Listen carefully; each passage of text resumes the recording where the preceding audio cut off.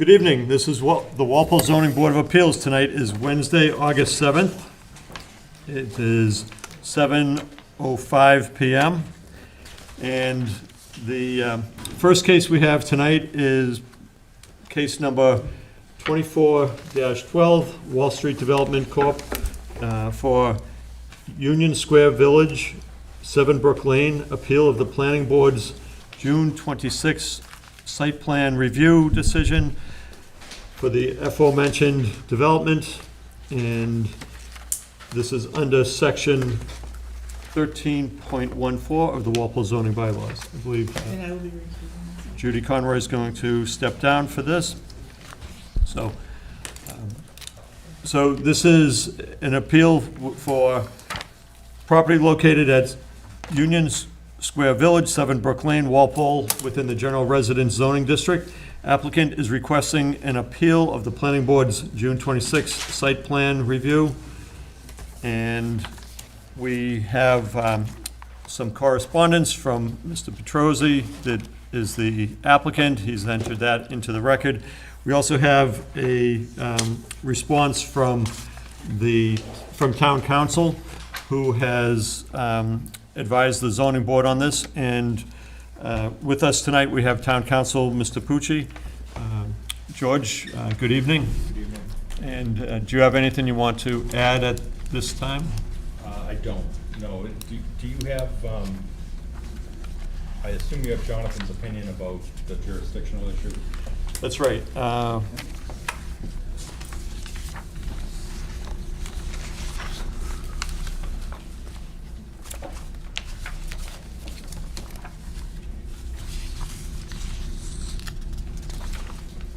And I'm happy to just briefly summarize it too, if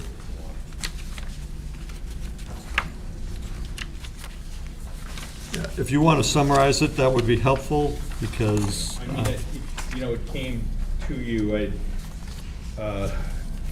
Jonathan Eichman from my office, and I agree with him, raised the jurisdictional issue that, appeal of planning board site review decisions to you is under section 13 of site plan review, section 14. 13.14. Appeals, applicant, Yep, section 13.14 deals with appeals, so that one. this one? Yes, Yeah, correct. 14. Yep. All right, section 13-14. Applicants for site plan review for projects allowed as of right may appeal any conditions approved by the building inspector as part of a limited site plan review, or those approved by the planning board as part of full site plan review to the Walpole Board of Appeals within 20 days after the written site plan decision has been issued. The applicant claims it was a constructive approval. That's not what town council has opined. He opined there was a valid vote of the quorum present, the members present and voting. And the issue is an appeal of a site plan review to the zoning board is an appeal of conditions approved by the planning board. And here you have a denial decision. So it's our opinion that you lack jurisdiction to hear and act on the applicant's appeal. okay. So that's pretty clear. The zoning board, according to town council, does not have the jurisdiction to act on this appeal as filed. But Mr. Petrosi, good evening. Well, good evening. Thank you. Lou Petrosi for Wall Street Development Corp. Obviously, we disagree with town council's opinion. The bylaw is pretty clear. The planning board has the discretion to only approve a site plan or approve with conditions. They don't have the authority to deny a site plan. Furthermore, the case law would clearly show that and the bylaw already states this, that it's a majority of the full planning board that's required to vote, not a majority of the quorum that's there. So we would disagree with the jurisdictional aspect of this. Our attorney, who also is formerly with KP Law, suggests a different avenue via the Zoning Board of Appeals as the arbiter here, and then I've cited case law in my revised memorandum that clearly states that all administrative appeals are required to be exhausted before you file with Land Court or Superior Court. We're doing that here. But I think the bottom line here is that I think the planning board made an error procedurally at the time of the meeting. We were trying to suggest to them that they take the reasons for the decision of the denial and make them a condition of an approval, which if you read through the decision, essentially was the items that this board took up during the hearing process for the special permit. We've met with the building inspector, and we're trying to provide an avenue to resolve this matter without having to proceed into a legal proceeding, because they are minimal. It was an error on behalf of the board. There were only 2 people that voted, 1 abstention. I think the case law is pretty clear that you're required to have, and the bylaw is pretty clear that you're required to have a majority of the full planning board vote on these matters. And they only have 2 options.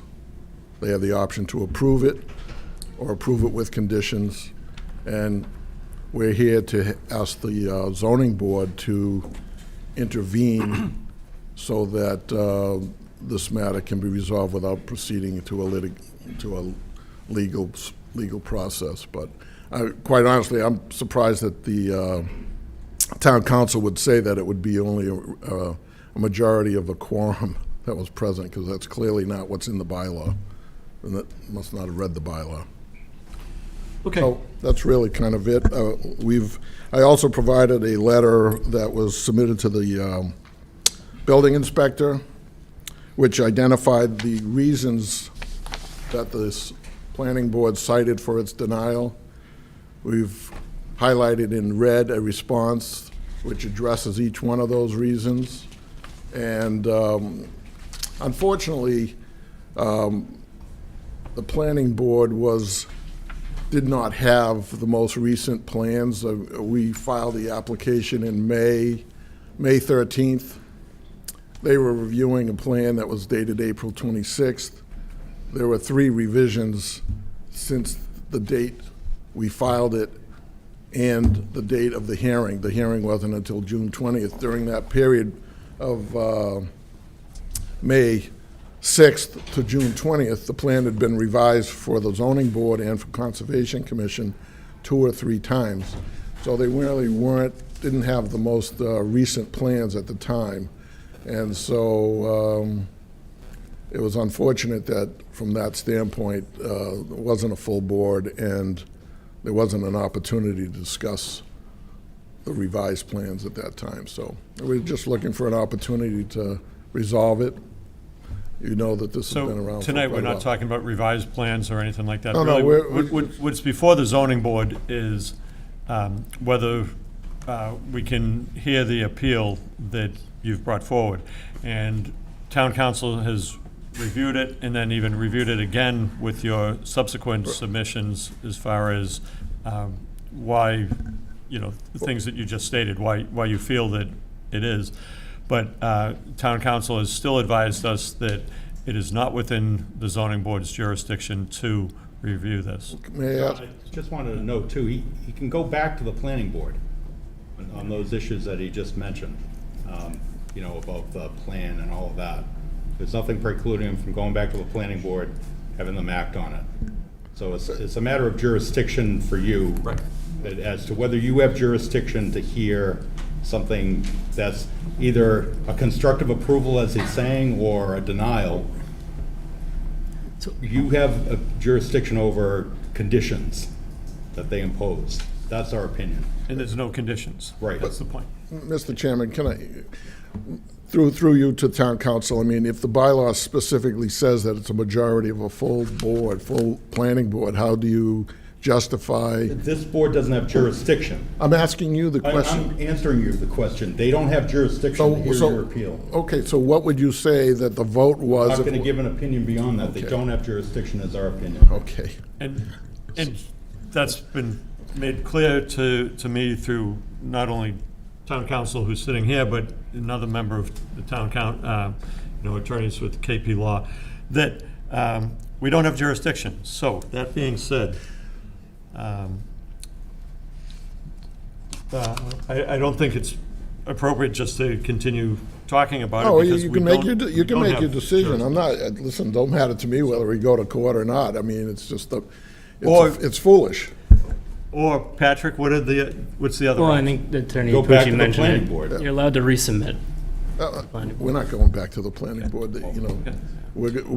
this is, when you talk about precedent that you folks are always concerned about, this is, when you have a bylaw that does not allow for a denial, you are now setting a precedent that says the planning board can now deny a site plan by 2 out of 5 members that show up to a meeting. That is not what I would consider to be a precedent that you'd want to set. It clearly says what the bylaw says, so. We're not talking about precedent here, we're talking Of about course you're not. jurisdiction, so. Of course you're not. You don't want to address it, but that's clearly what you're doing.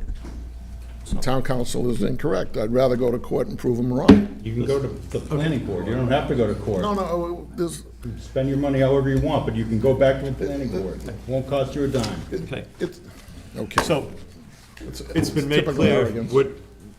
what the zoning board's position needs to be on this, and we just don't have jurisdiction. It's not in the bylaw to allow this. So, we've opened the hearing, and now, does somebody want to make a motion to deny the appeal because it is not within the jurisdiction of the zoning board of appeals? Town council, Just is a that? quick- Yeah. I think maybe the motion should be that we're dismissing the appeal for lack of jurisdiction as opposed to denying it. We're not looking at the substance of it, we're just dismissing it because we can't look at the details. Incredible. And my only concern with that is,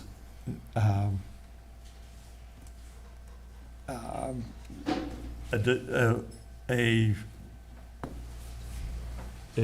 appeal has been filed, and I'll ask town council, is dismissal clear, or could that be appealed?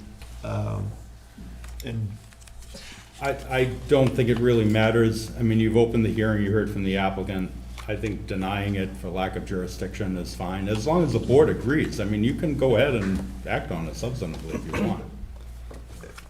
I thought about dismissal Okay. earlier, but Well, I'm just- Patrick and I talked. Okay. And one of the things we wanted to make clear that what we're doing is we're denying this because we don't have, John, and I just want to say too, I apologize for getting a little impatient. The only reason I'm a little impatient is you get a long agenda, you have a lot of people in the room.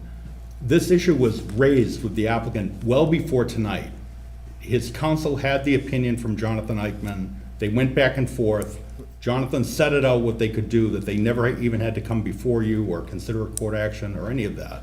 And now we're here discussing the same thing that was already conveyed. So I apologize for being a little impatient, but that's the reason for my impatience. okay. Okay, so, do you feel strongly about the dismiss? My only concern was if we vote either affirmatively or deny it, that's exercise of jurisdiction in my mind. So I think we want to just dismiss it. Okay. Because we don't have jurisdiction. That's my opinion, but I'll follow town council's lead on it.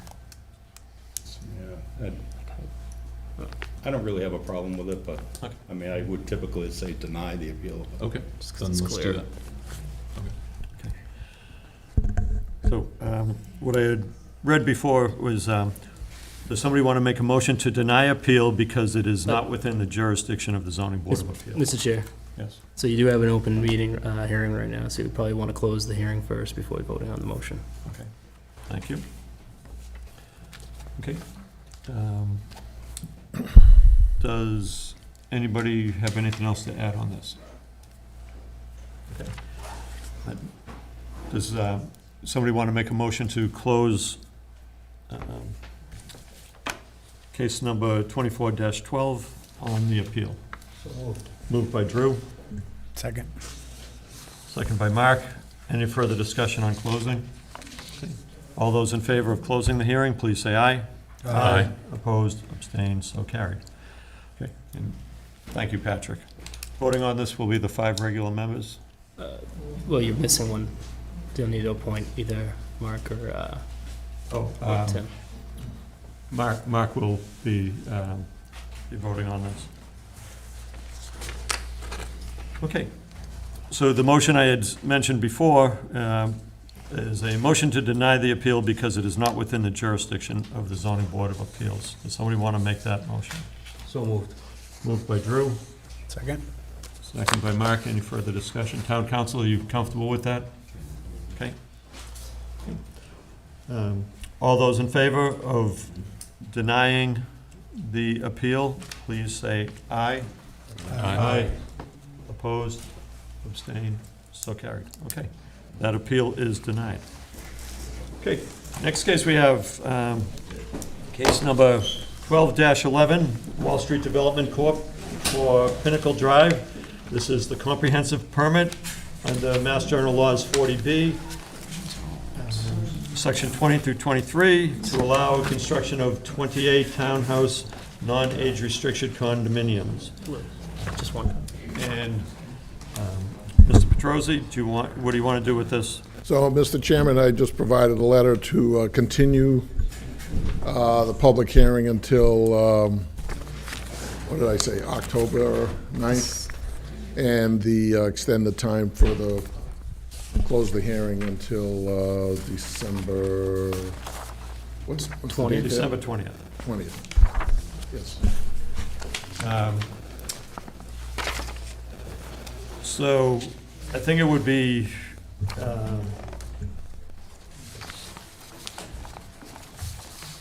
I've got some concerns about keeping this case open. I do too. Okay. So we will be filing simultaneously and proceeding with the 40B permit simultaneously with the special permit application as well. So I do have concerns. But we about don't have, extending. we have a case No, I know, but you, that's open, this 40B is open, and we don't have all the information for it. And where, well, technically speaking, Mr. Chairman, you do have information, you did send it out for peer review, so you do have information Not for on Pinnacle. the 28 units. No, we don't, because when we opened the hearing in, I think it was June, it was a motion to continue without testimony. Actually, no, we took testimony in the first meeting, but we never actually pursued peer review. Exactly, but you had enough information to obtain a proposal for peer review, so it's not like you didn't have information. What I'm suggesting is that we continue to the next meeting. We'll submit revised plans relative to the 40B application and, okay, so you're going to submit revised plans? Yes. For the 40B? right, and you'll have an opportunity to review both plans simultaneously, if that's what the board wishes to do.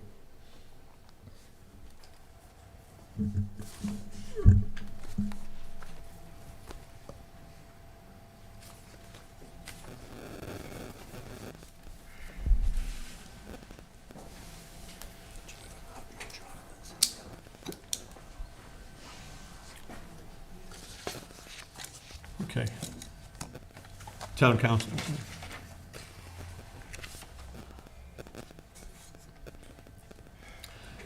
Do you have any concerns with the applicant extending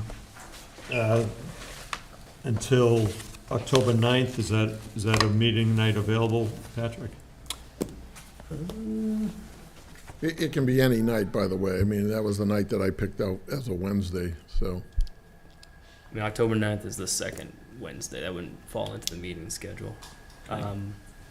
Perfectly honest, I don't know the date of town meeting off the top of my head, but October 2nd is your first meeting in October. That would fall in line with your meeting schedule. Town meeting's usually November. Right? Is it November? Usually a Monday. Yeah. I think,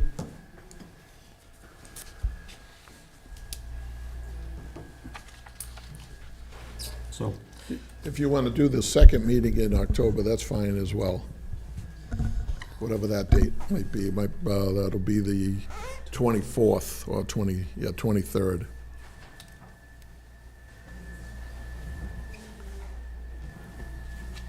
so John, yes, I think following the board's meeting schedule, so we've had first Wednesday in the month is the board's typical meeting. There's the backup date, which is essentially if we have enough material, it's the third Monday.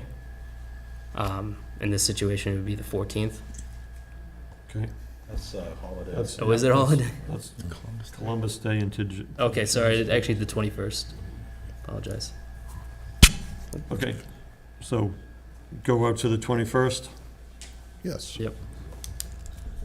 Town council, do you have concerns about continuing the 40B out, particularly as we have for the same piece of property, a 40A application? Right, it's unusual to have it parallel tracks like this, that you're considering alternate project proposals under different statutory schemes. I don't think it's a technical violation of the regulations, because they kind of go the other way, is that you can't follow up with a 40B after denial of the 40A project. So I don't see anything illegal about what the applicant is doing. My concern is that you end up getting short for time. So in other words, if you keep getting kind of not strung, I don't mean strung along in a pejorative sense, but sort of put off and put off and put off and never getting substantive information on the 40B, and then you end up that you don't have approval of the alternate project, are you cutting yourself short of the time that you would be spending on the 40B substantively? So if you think you have enough time and the applicant's representing in good faith, you know, he does want to pursue the, you know, review of the 40B, it's going to, in good faith, give you the revised plan so you can start substantively looking at it. You know, again, I don't see anything illegal about it, but there is that concern that, you know, if you have it pending forever, right up until the point where you don't have enough time to look at it and act on it, that's a concern. But it doesn't sound like you're in that position yet. I do have concerns that, that as far as the process goes, we have two parallel courses on the same piece of property, Yeah. or not even the same piece of property, because it seems like the properties are changing. Right. So it makes it confusing for me, and I'm sure for the public trying to follow this too. It can be quite Understood. confusing. I can assure the board that you will have ample time. We're not in a rush. And we'll give the board as much time as it needs to review either one of the proposals.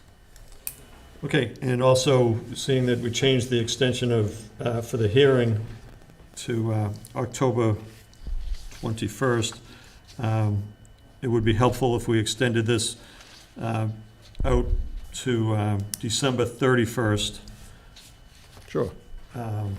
just so we don't get caught up with any, Yeah, what day is, I think I looked at the calendar, the 31st is,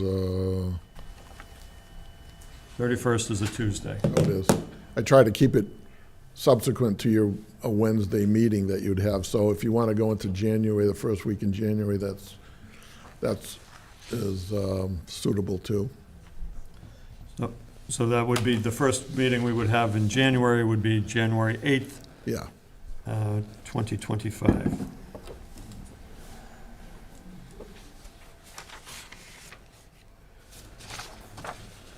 Okay. So we're going to, I noted here that today you said that you will submit revised plans for the 40B. correct. Okay. Okay.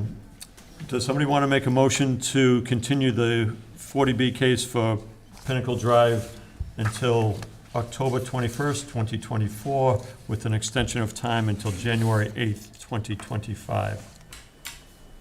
So moved. Moved by Drew, Second. second by Mark. Any further discussion on this? Okay. This is just to continue the 40B case. All those in favor of continuing the case, please say aye. Aye. Opposed, abstained, so carried. Okay. Next, we have case number 24-11, Wall Street Development Corporation for 9 Pinnacle Drive, map 19, parcel 183. Special permit under section 6C 4A of the Walpole zoning bylaws to allow more than one principal building on a lot, as well as a variance under section 6B1 of the Walpole zoning bylaws for the rear yard setback. So, that's the case that's already Correct, been open. We're continuing that case. correct. You also have a follow-up. If you want to open that hearing as well, we can talk about it all at the same time. What I'd really like is for you to refile so that it's one case that's moving forward on this. Well, we would file an amended plan, an amended application. I don't think the whole application needs to be refiled according to our counsel. Okay. Town council, do you want to, I have not looked at that, John. okay. Patrick? So, I mean, we've discussed this, there's a second special permit, which I think you have to open, for work within the floodplain overlay district that necessitated the need for a new advertisement and a new case number. So you have 2 case numbers, same project. Yeah, from just the process of cleaning it up, it would be a lot better to, determine which properties are actually part of this project as well, and then have one case number for, which I believe is 2 special permits, and I think you intend to remove a variance. Mr. Petrosi, so you're asking for a special permit and a variance, and then you're asking for a special permit. Just so you know where I'm coming from this also. One board member already missed the opening hearing and had to mull in the case. So that person can't miss any more meetings Right. on that. So- His attendance is very good, but it makes it difficult, and we should have one application for this project, not split in Let's two. get through tonight, and then we'll discuss whether or not we should file or re-advertise so that it becomes one application. But I don't, in my experience anyways, when you have, just like when you revise plans, you don't file a new application because you revise plans, or you add an owner, or delete an owner, or an issue. It's an amended plan, it's an amended application, you file it. If you want to re-advertise it as an amended application, that's fine, but I don't think it's necessary for you to resubmit a whole package, because it's essentially the same thing. But whatever So- you folks want to do is, Well, what I want you to do is I want you to do it right as one project, and, move forward with a complete application showing everything on this, that you have access, that you control the site, and that you can build what you're proposing.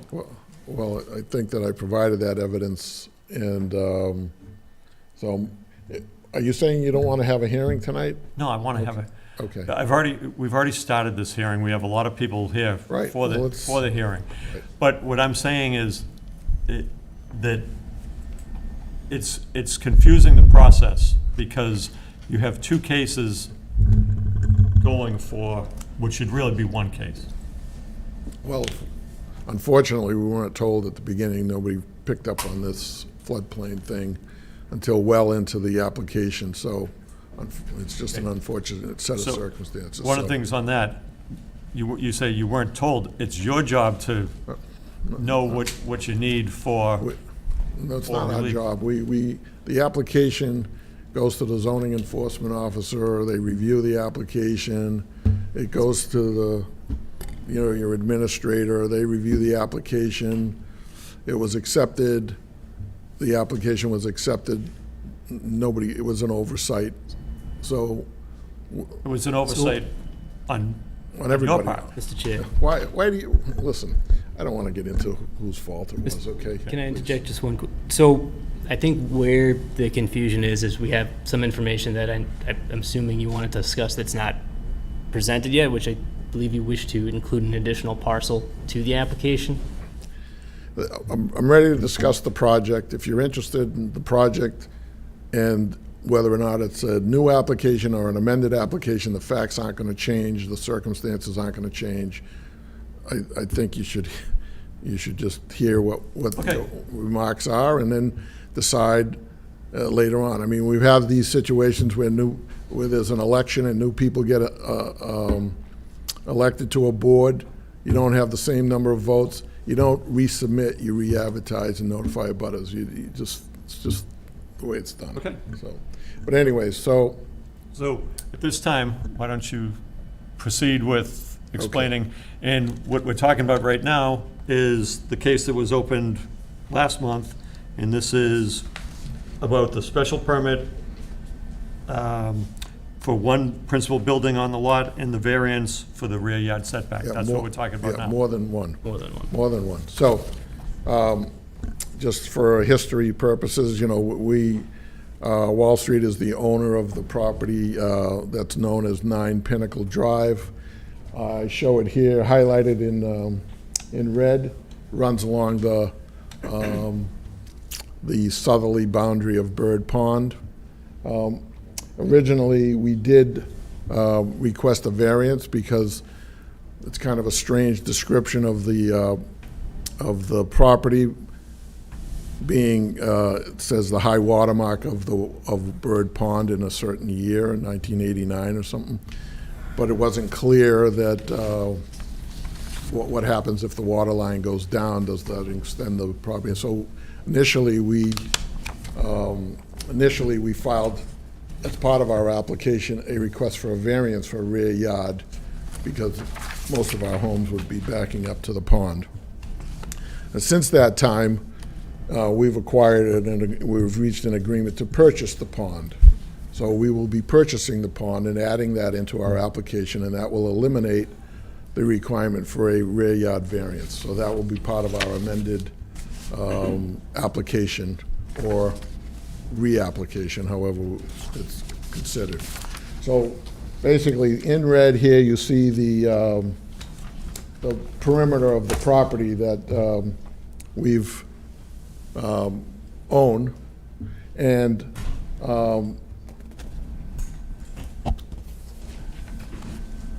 in red here, you see the perimeter of the pond, which we are purchasing.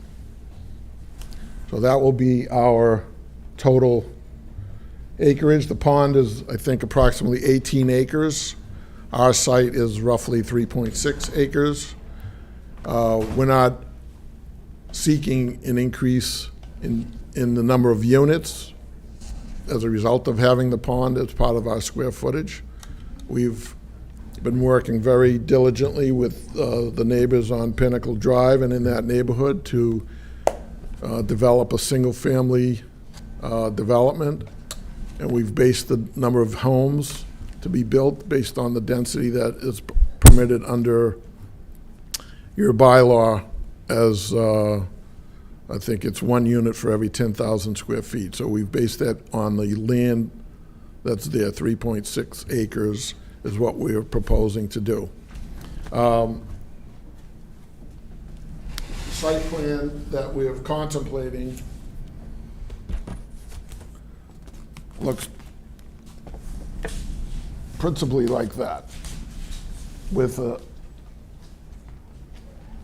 single access road. Actually, let me turn this over.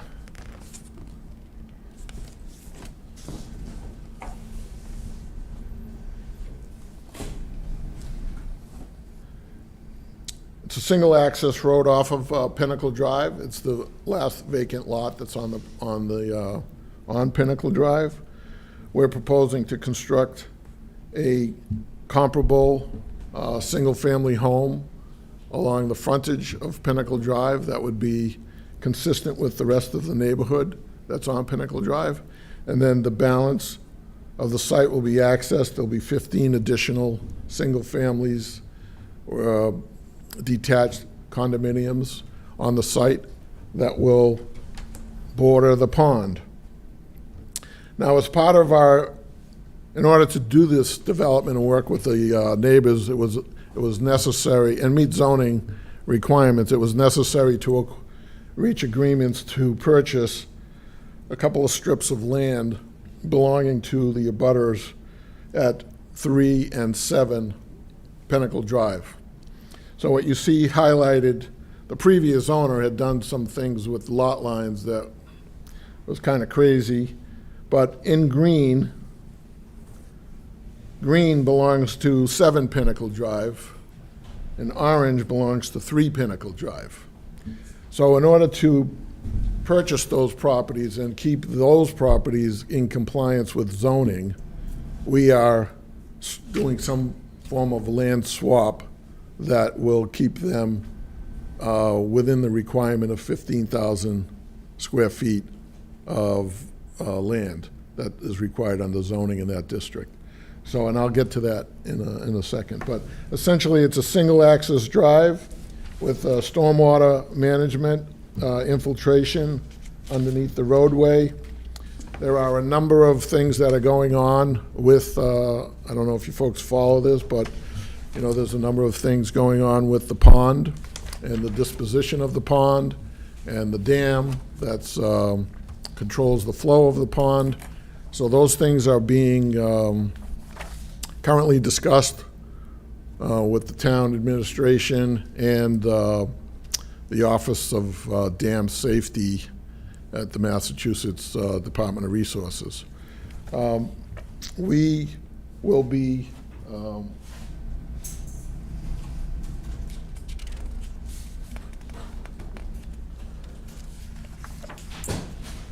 this will give you an idea of what will be happening with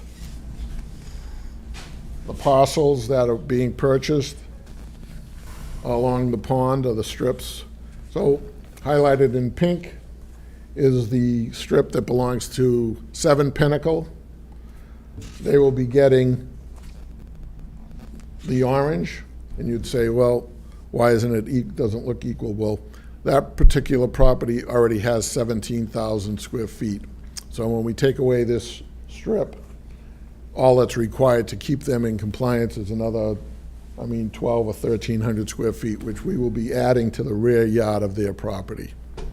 The area that's red and blue will be, Wall Street owns these parcels here along, this property used to have this used to be a cul-de-sac, and they, for some reason, the previous building inspector made them square the lot off, and they left all these little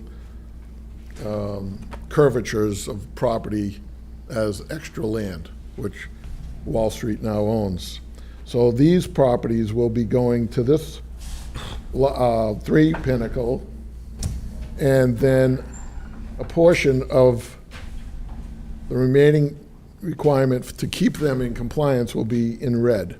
So their strip will go from here to here, and then Wall Street will own the whole frontage along the pond. And that will keep us from the rear yard requirement for a variance along in this stretch. Do you folks follow that, how we're doing that? So one of the biggest things, the obstacle with this property is that there's a change in elevation from Pinnacle Drive down to the existing ground elevation. It's about 30 feet difference between the pavement on Pinnacle Drive and the existing ground elevation. Keeping in mind that on this ground, there's existing foundations and pavement and other structures that were part of the former Bird Corporation when they had their operation here up until 1985 or 86, something along those lines. So we're trying to develop a housing type that takes advantage of the slope and overlooks the pond as it stands right now. And we're hoping that the pond stays the way it is, but we don't really know what's in the mix relative to that. So our design starts with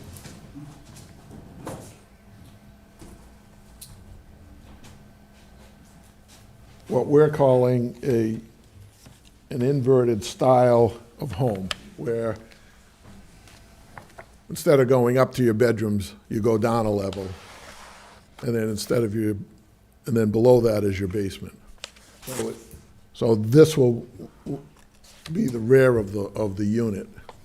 And so these homes would be overlooking the pond, and you'd be stepping each home down to match the elevation of the grade to get it down there. And by doing that, we don't need to do extensive retaining walls or bring in a lot of extensive fill or anything like that. It just matches the existing grade along the front of the homes. There may be some people, if it's a custom-built situation, that may want a bedroom up above.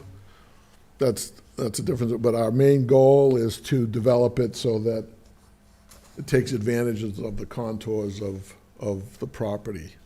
And it's kind of a new type of concept, but we think it will be acceptable to the people who want to live in this particular area. We have, we've provided floor plans if you're interested in looking at the floor plans at this point, but we did have the site, the right-of-way evaluated by our traffic consultant to evaluate the turning analysis that's usually required for fire apparatus. These have also been provided to, these have also been provided to, as part of our application, which they clearly show that fire apparatus, the largest vehicle of the fire department, can adequately turn within the proposed development in both directions, which is, this is going towards the end, towards that cul-de-sac, and then there's also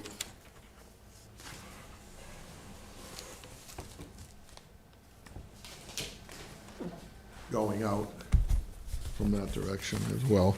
So these are things that has been asked of us in the past with our other applications, so we're providing that up front so that there isn't, I think the fire chief has, I don't know if he's commented on them or not, but those things are in the mix. So essentially, it's a private development,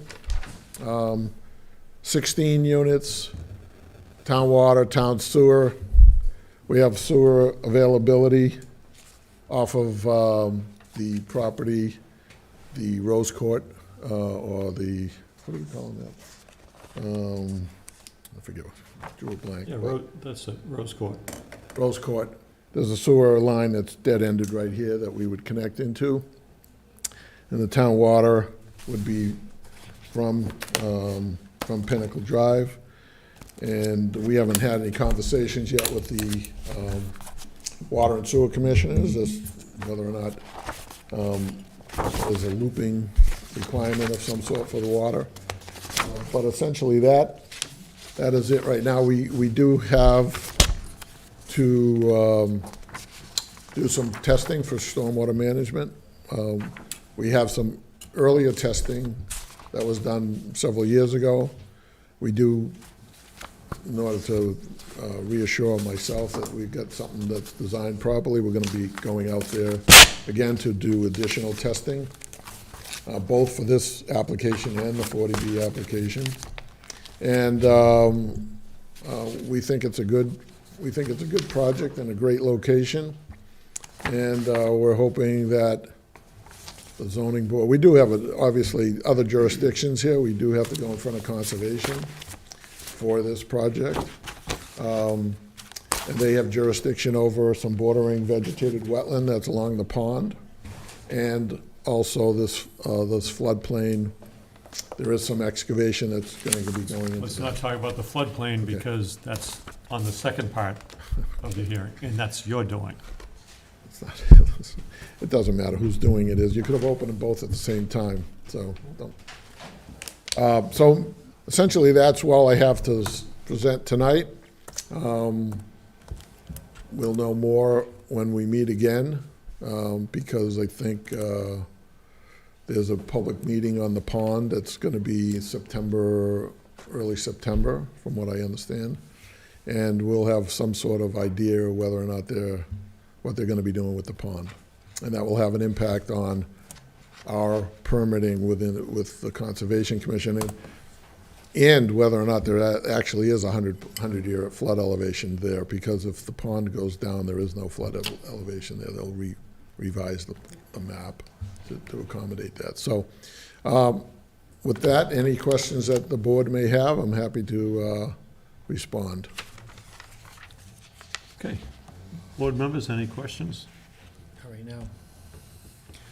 Just one question. Are you planning a pump station for the sewage? No, there's given no the need for a slopes? pump station. It's a gravity from that location. It'll just come into the site.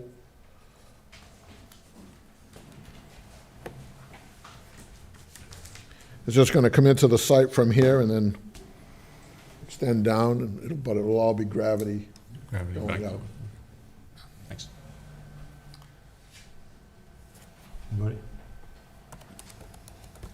I've got a few questions. On the very colorful, can you pull up that? This one? Yeah. I see on the top it says not an official copy, but I also see that it's a stamped and signed plan. So this is off of the Norfolk Registry of Deeds website.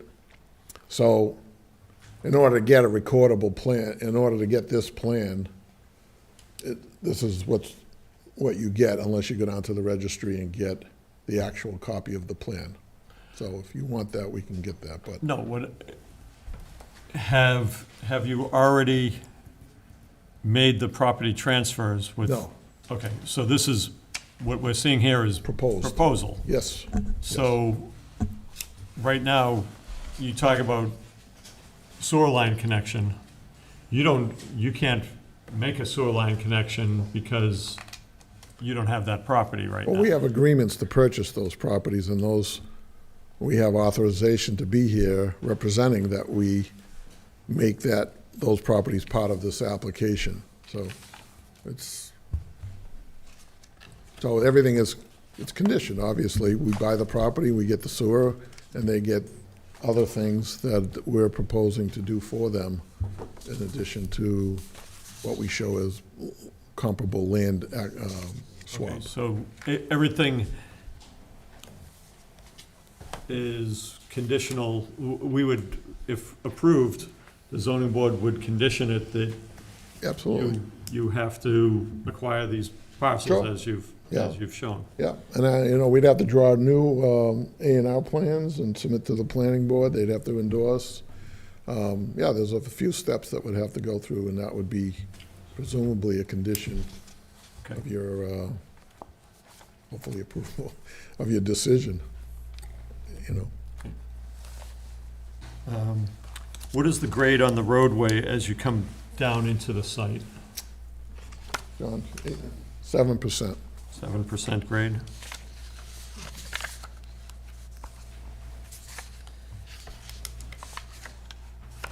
Is that, what's the steepest part of that grade? Because, 7%. There's a leveling area that we're required to provide, leveling area here. You have something else? A leveling area here for the first 50 or 100 feet, and then it drops 7% from there. and then there's another leveling area at the Down bottom? at the bottom, yeah. Because you can't have it so steep that, if a fire truck is so long, that you can't have them bottoming out at the angle of approach has to be Right.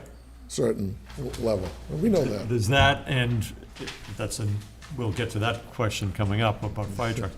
But 7% grade is on the Steep part. the steep part. The steepest part, yes. And My next question had to do with the fire truck apparatus. Have you submitted that to the Yes, fire chief?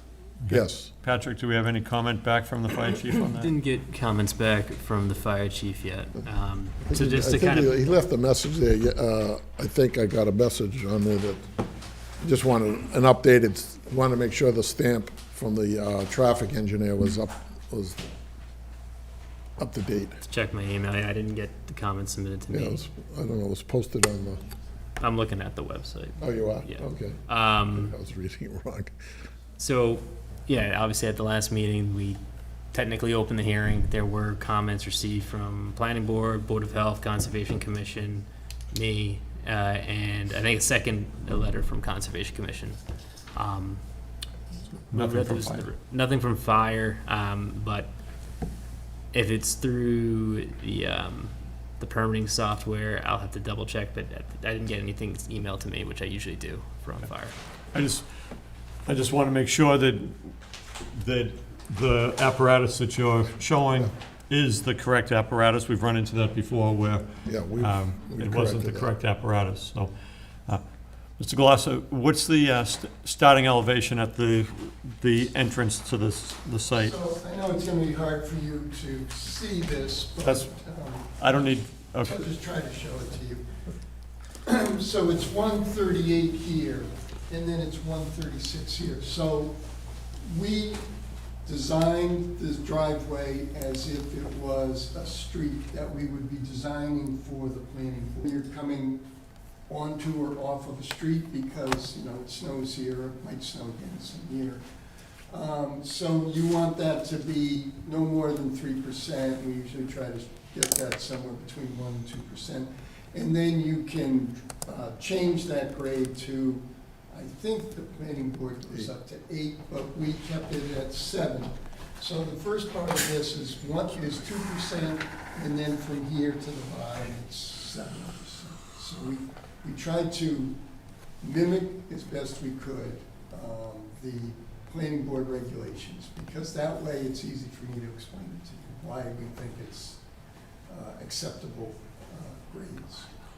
The rest of this sort of goes like this. So this going down this way, and this is going down this way. So we have a drainage system down here, and we have a drainage system here. And it's all underground, so you don't see any detention basins or anything like that. And then just because it made sense to us, this is the drain easement here that takes the water from Pinnacle Drive, and we're connecting that into our system so that everything's just gonna go through one system rather than have none. I mean, right now, because Pinnacle Drive was laid out prior to the current stormwater management regulations, it has no appurtenances that are required to have now. So it will when this is done. Okay.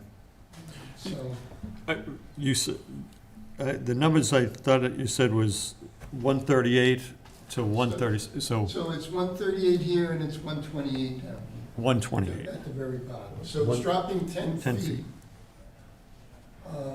And I don't have a scale for that. That's fine.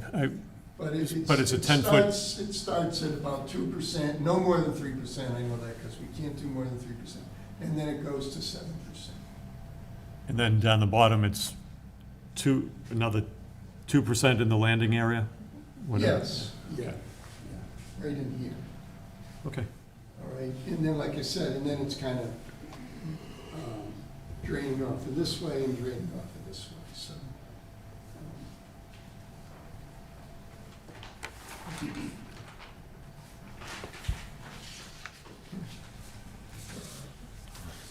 Okay. And you've already answered we've already talked about the fire apparatus, so. And you explained the stormwater, why we don't see any retention basins. It's because everything's, Everything's gonna be underground. The soils there are hydrologic group A soils, they're glacial outwash soils. So the soil testing we did showed gravel, essentially, sand and gravel. get closer to the microphone. So it showed sand and gravel. It's just unfortunate, I had done them with the previous engineer, Margaret Walker, and Carl wants to see some additional soil testing. So we're trying to arrange that to accommodate them. It's not as simple because it's not so easy to get down here because it goes down like this. So the last time we did it, when Kenny Jones went down there, I closed my eyes like that because it's pretty steep to get down here. Okay. But we'll work that out, that can be done. Okay. Anybody else with questions on this? Open it up to the public. Does anybody in the public have questions or comments about Pinnacle Drive? Come on up and please identify yourself for the record and your questions or comments. Right at the microphone, please.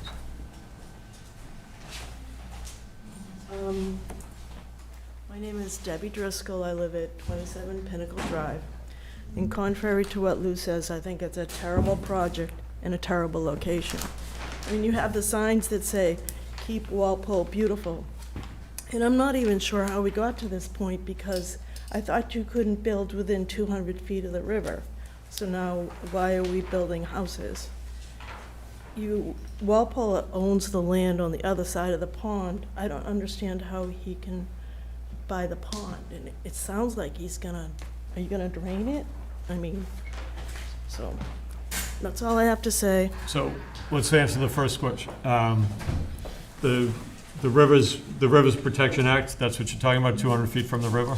I thought so, unless it was 40B, but now we're building private homes, so I missed how that So- happened. So let's, Mr. Petrosi, I think, can answer that. So a few years back, we filed a request for determination with the Conservation Commission. Under the Rivers Act, there's a exemption for historic mill complexes, which we were able to convince the DEP that this was a site and location of a historic mill complex, and they granted us a superseding determination, giving us the exemption for the entire property. Now, that matter may, we haven't heard anything differently, that it doesn't have that, and the town filed an appeal, but there hasn't been any disposition as to we don't have it, so we're proceeding based on what we have, which is an exemption for historic mill complex. So you said you had a superseding order? Determination, request for determination, order of determination, what do they call it? Superseding determination of applicability is what they call it. Stating that it We're- is a historic mill site Yes, and you entitled to would an be, exemption. and you would be exempt from, The riverfront regulations. And I think we provided a copy of that, didn't we, in our application? Within the memo that Good. you submitted. I'll, but is it the application for it, or is it their I order? don't know, it's an order. It's official. Okay, So that's the reason. okay, So so that answers the first part of your question. let me just throw this out one. So the second part of the question is the pond. If the pond goes away and the Neponset River retains its original bank, then the 200-foot riverfront would start where the new bank of the river is, which would be, our property would be well outside of that at the 200-foot riverfront in either case. So it may become a moot point as we get further down the line. But for the time being, we have the exemption, and we're proceeding with that project design with the exemption. 200 feet? What's the width of the whole pond right now? Oh, the pond, I don't know, more than 200 feet. Well, it'd be in the middle, so it'd be about 100 feet where the stream is. So, but, I don't want to get into the rules of what the riverfront regulations are, but they're but complicated. the first part of your question is Yeah, that, exemption. that it's considered a historic mill site, according to Mr. Petrosi. So that's why it's not protected under the 200 feet. And when they do the fire truck do they do it with the cars considered in a garage or with the cars parked outside? That would be another question. And also, behind our house to the left is wetlands. So this winter, when we had a lot of that torrential rain, a big gully formed behind our house and just washed down there. So I don't know what's going to happen if there's no retaining wall, or if it's gravel down there, or what's going to happen. That's all I have to say. Thank you for your comments. Yes?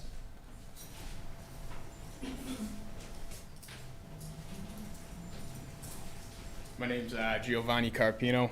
I live up in New Hampshire. I'm Roberta Lamperti, one of the beneficiaries of the pond. So as of right now, we do not have an agreement of him buying the pond. There is paperwork saying he's trying to buy the pond, but it hasn't been agreed to.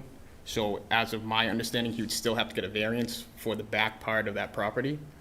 And we're opposing that because he's too close to the property. I think it would cause destruction of that vegetative barrier that protects both of us. It would cause flooding. Yeah. Um, Is if you take the vegetation out and the water starts coming up, so you get downpours and all that, say we have another year like last year and the water starts coming up, what's gonna happen if there's no vegetation? The water's just gonna keep on coming up and coming up, because there's nothing to suck the water up. And the disturbance of the wildlife habitat that's down there, I mean, where is that gonna go? That's gonna end up going into people's backyards. They're gonna have skunks in their yards, they're gonna have rats, mice, everything. And the thing is, we're not talking about a house that's already there and someone's asking for a shed or a deck and they're just shy 5 feet. We're talking about a pretty good-sized development that's being plopped down there with not very much setback. And it's not an over 55 community. There could be small children down there. And I'm really not sure where they're gonna play and what's protecting them from going into the pond. Because if they I mean, it's run just out kind of and they like- drown, what's gonna happen? You're gonna have a dead kid sitting in the pond. So it's also been like a undeveloped parcel and undisturbed. And again, we think there's probably could be contamination. So as of right now, under my understanding, the pond does have contaminated land in it. So the land under the pond is contaminated. How far up does that contamination go? It could go farther than people think. And if he starts digging, that contamination is gonna go somewhere else and contaminate other pieces of land. And it is just like a chain reaction, like you start, diverting water and wildlife. It's just gonna just take that water someplace else and flood something else. So if you divert the water, say you start taking parts of the land out to divert that, the pond or river, because technically it's a river, if you divert it, it's gonna end up flooding somebody else's yard, and then they're gonna have issues down the road. And the other thing too, there's a Wetlands Protection Act also, which he needs to be 100 feet away from that, I believe. I believe it's 100 feet from wetlands. He's only 30 feet, so he's 70 feet too close. So why are we gonna give him another 5 feet? So he's 75 feet too close to it. It's just, there's too many ifs. And then also the Maybes. stormwater, he's saying he's putting drains in. Well, as to where he's connecting from that development to the next one over, is that drain line gonna be able to handle all that rainwater now? Because say that it's an 8-inch pipe or a 12-inch pipe, you put more water in, and as they said, there's hills, the water's gonna go into catch basins, that's gonna flow down. Is it gonna be too slow? And it's gonna back up the yards? And also, there was supposed to be a trail going behind there along the pond. There's not much room, and what privacy is that gonna give the people? When they have the trails there, what privacy are they gonna have behind there? And I can think of like 101 reasons why, or concerns why this shouldn't happen. I can't think of one, why this development should be there. It doesn't keep in character of the neighborhood. doesn't. I just can't think of one reason why it should be there.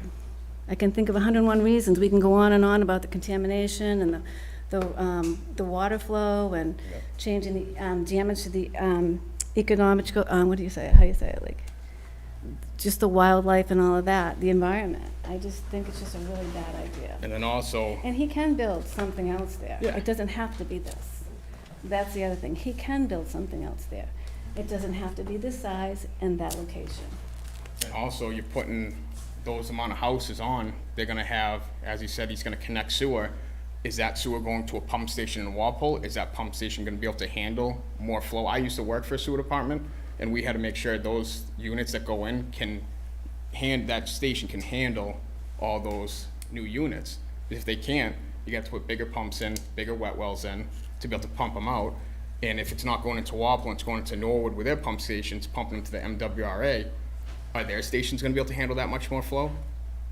That's another concern too. And two, with more runoff from the pond, with the dam being the way it is, can it take that? Where's that water Is gonna that go? dam gonna let go? Because it's already, More stress on the dam, because you're gonna be taking, you're gonna be, yeah, like the you're putting more vegetation helps pressure from on the it. flooding, and you're gonna take that out. Where's that water gonna go? Correct. Yeah. Thank you. You brought up a lot of really, really good points and things that Thank you. I have some questions on. Okay. Thank you. Mr. Petrosi, one of the things that they brought up, easement of the trail along the pond. Is there a easement along your property for a walking path? No. Years ago, from what I understand, there was it was shown on the plan as a proposed walking trail or easement, but I don't think that it was ever conveyed to the town, so that effectively there is nothing there other than a plan that showed where it may go. But I will say that this proposed, wherever it was proposed along the edge of the pond, it's practically in the water. So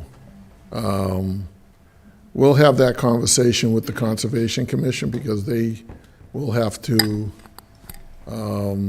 have the discretion over whether or not you can actually put a path there, because it will affect what's currently BVW.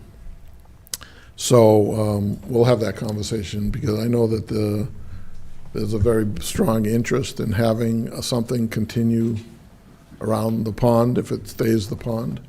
So it's part of the discussion, I will say. But there's nothing there legally to distinguish a walking trail there, or a trail. And I will say that, they bring up a lot of stuff that is, the Department of Natural Resources, they've done testing on the pond. There's no contamination in the pond. Anybody who says that is clearly does not have the facts. So I would urge the board to listen to the Department of Natural Resources or the dam safety people, and they'll get their information in September as to what their goal is relative to the dam, and whether or not they want to remove the dam and drain the pond, or I have no idea at this point. We're having conversations, but that information will be out, again, depending on when we continue this meeting, but probably before the next meeting. So we'll have more information on that. But it's not our decision with regard to the pond. Okay?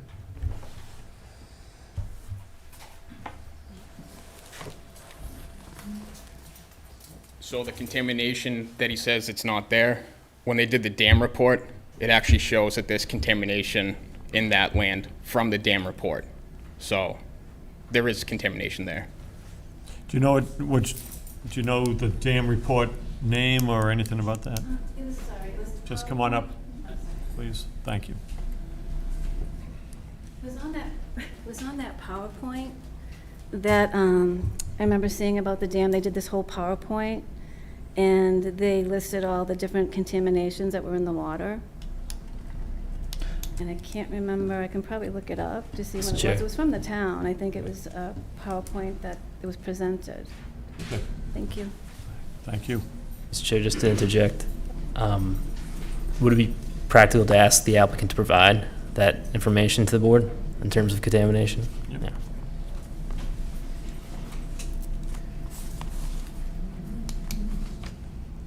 Who do we provide it? What was that? The applicant? The applicant, yeah. Yeah. The dam report? Can you, We'll provide whatever information's available. They've done some testing. They obviously, and that information has been provided to the town engineer and the Conservation Commission. So whatever's on public record, we'd be happy to provide. okay. All right. Thank you.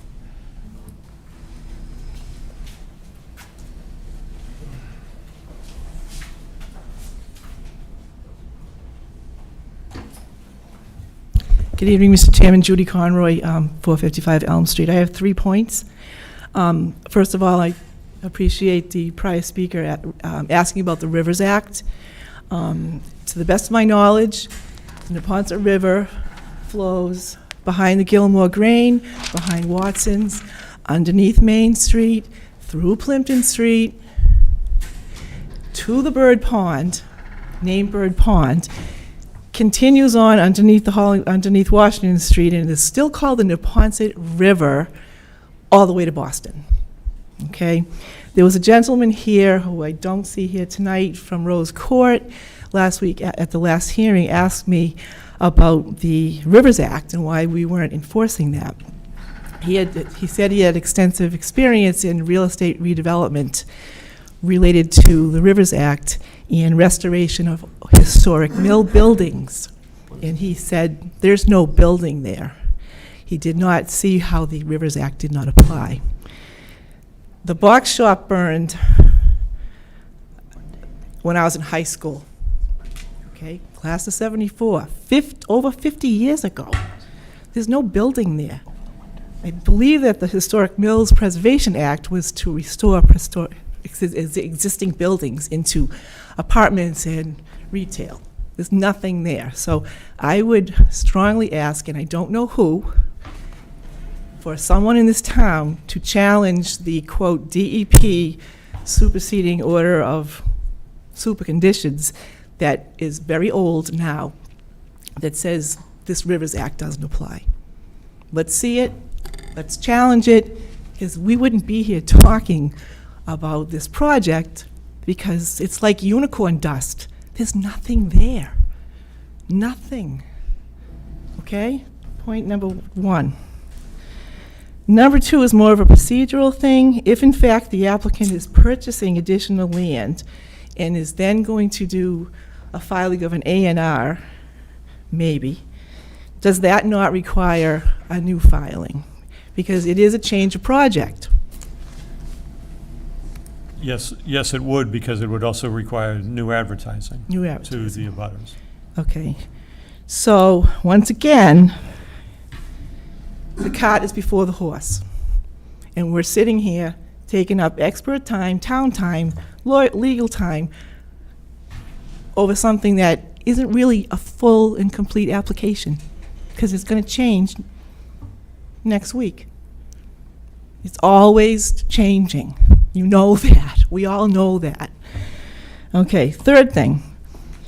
I don't know who lives at number 9 Pinnacle, and the properties that are going to have land bought by the applicant and then given a piece of land over by the library that they're going to pay taxes for. Do we not have anything in the bylaw that says land like that must be contiguous to the property of the existing parcel? It seems kind of So, magical map making is what it is. If I was at number 9 and I was going to pay taxes on a sliver that's I'm never going to be able to use because it's too far away, what is the point? It's a shell game. it's all connected though, right? Are you saying that it's not connected? It was hard to see on the map. Is it connected? Mr. Petrosi, is all that property connected? So it's all contiguous, yes. It's all connected. Okay. All right. Okay, so anyway, those are my 3 points, and I really, really, really wish that somebody, whoever it might be, challenges that DEP report relative to the Rivers Act. Get an opinion on it. I don't know if it's through town council, but I think that needs to be challenged, because as we all know, just because someone says something doesn't really make it true. Okay, thank you.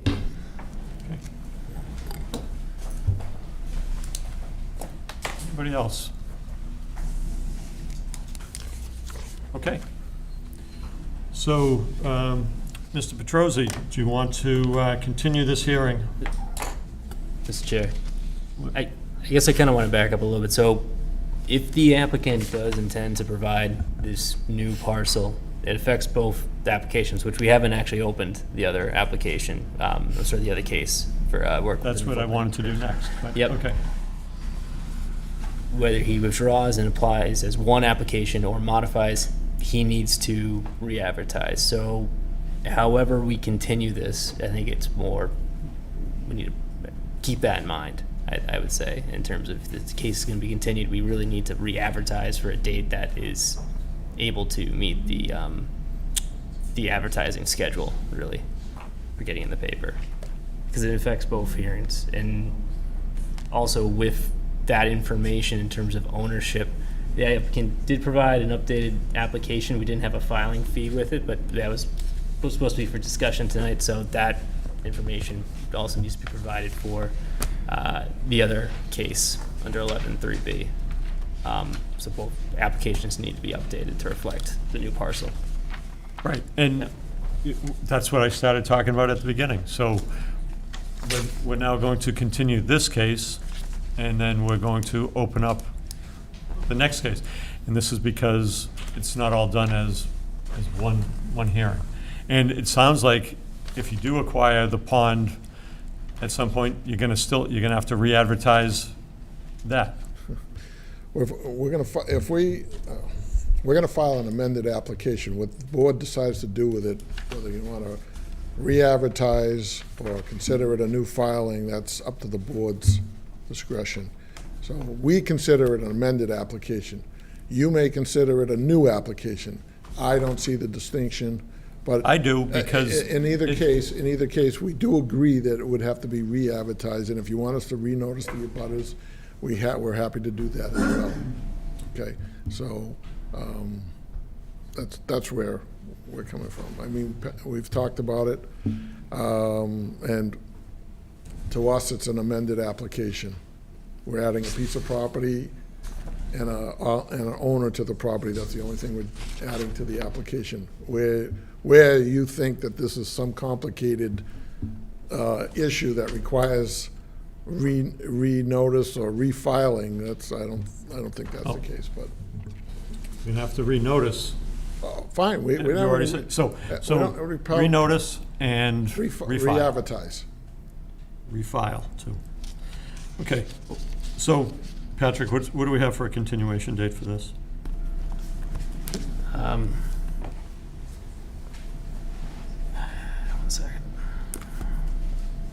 So, I mean, due to the fact, I mean, we need to receive, if that's what the applicant intends, at least a modified application that needs to be re-advertised. I would probably recommend the second meeting in September as the most, it gives a little bit more time to actually advertise. May I make a suggestion, Mr. Chairman? Sure. Well, why don't we just continue it to the same date that the 40B application is continued to? I think it's in October something. That'll give us an opportunity to do some soil testing, some stormwater reconnaissance, and give Patrick enough time to re-advertise and renotice Yeah.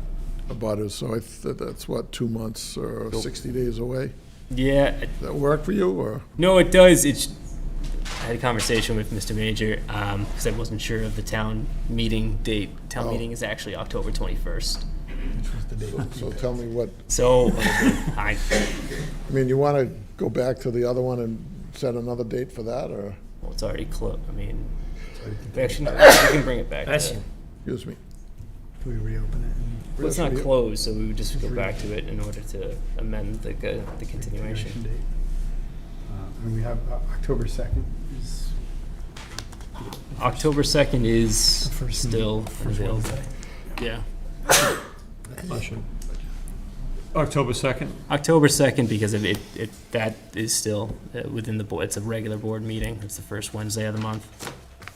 And that is available. So I apologize, but wasn't sure when town meeting was. I So, just saw it after we yeah. continued. Do you want to do October 2nd, or do you want more time? John, do we need more time? October 2nd, then. Okay, so that's not lining up with your other one. Yeah, well, that's all right. I mean, if people want to come out twice, they can. No, because Same property, so I'm trying to make it convenient. Yes, Mr. Chair, kind of a little bit of a mess, but we may need to just reopen the other hearing for the sake of just amending the continuation date to be October 2nd rather than October 21st. Just if that's what the board wants to do. Okay.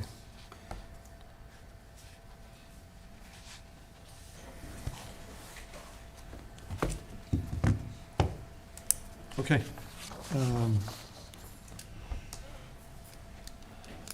At the request of the applicant, somebody want to make the motion to continue this case until October 2nd, 7 PM here at Town Hall? So moved. Mark, We're gonna go back and make that second by Drew. Any further discussion? This is case 2413, correct? Yeah, this is case 2411. Mr. Chair, I do want to also highlight that the, well, I think that the public hearing deadline is October 8th for this particular I'm sorry, what's that? case 2411, Oh, the special permit one? the special permit one, What is it? October 8th. Well, we'll grant an extension on October 2nd or whatever it is. So, an extension of time until, say, I don't know, October 31st, Sure. Halloween. Okay, with an extension of time until October 31st.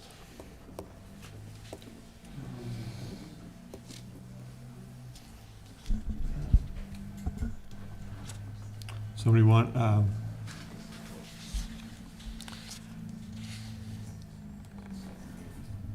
okay. Any further discussion on that? Okay. All those in favor of the extension of time and the continuation date, please say aye. Aye. Opposed, abstained, so carried. Okay, next we have, still on Pinnacle Drive, this is case number 2413 for a special permit under section 11(3)B of the Walpole zoning bylaws to allow earth and other materials to be dumped, filled, and excavated within the floodplain protection overlay district. Relief sought is in relation to the proposed Pinnacle housing development located at the site address off Pinnacle Drive. Okay, So, Mr. Chairman, we'd ask that the hearing on this application be continued until October 2nd.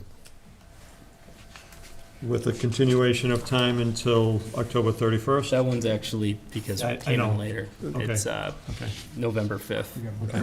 So. Okay. Seeing that there's people here from the public, is there anybody that wants to comment on the second hearing for this site, and now you know why I wanted to combine them, that relates to a special permit for dumping, filling, and excavating within the floodplain overlay district? Yes, sir.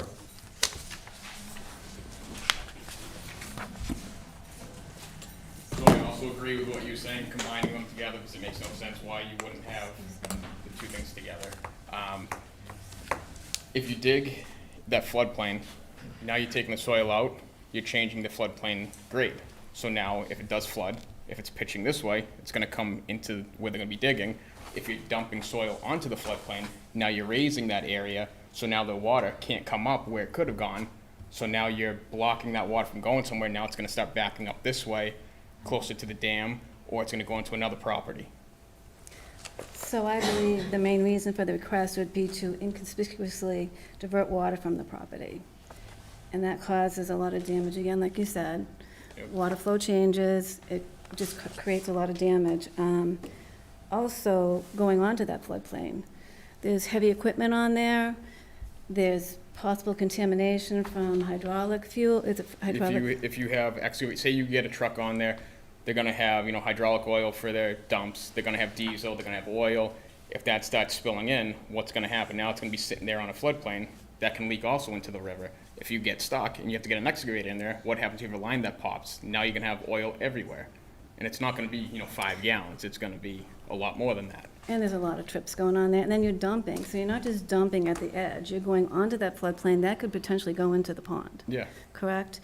The other thing is, again, we've already talked about it, if that land is contaminated, and you start you're just taking that putting it soil right out, onto the, yeah. we'd be putting it right onto the, by the pond.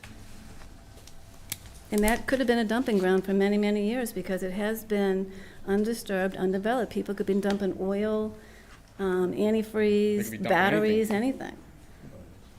then And never mind also- what was already there, Yeah, like and what was. also, it was, you know, factory. What were they doing there? What were they dumping? So now you're gonna be disturbing that area too.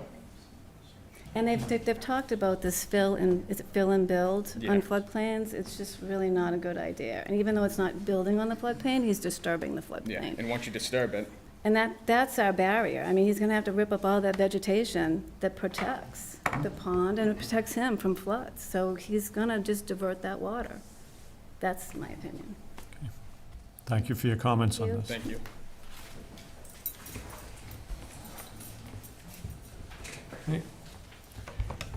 Anything else on this case?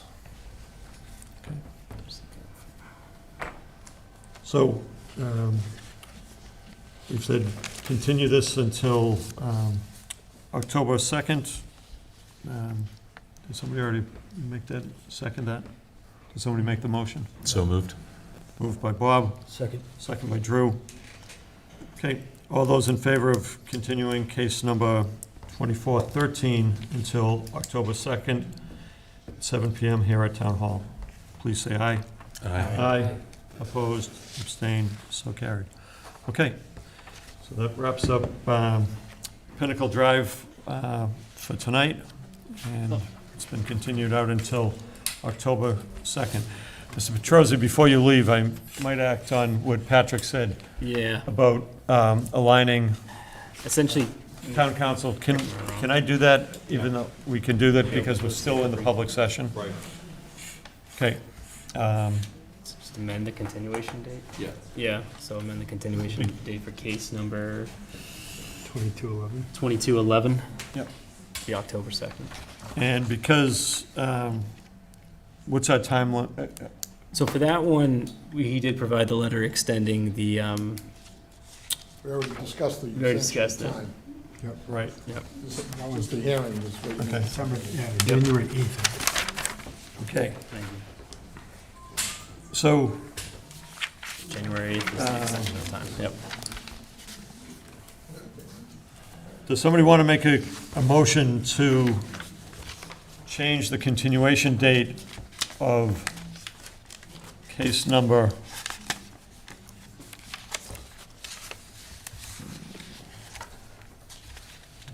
2211. 2211, that's the 40B case, change it to October 2nd, and keep the continuation date of January 8th, 2025.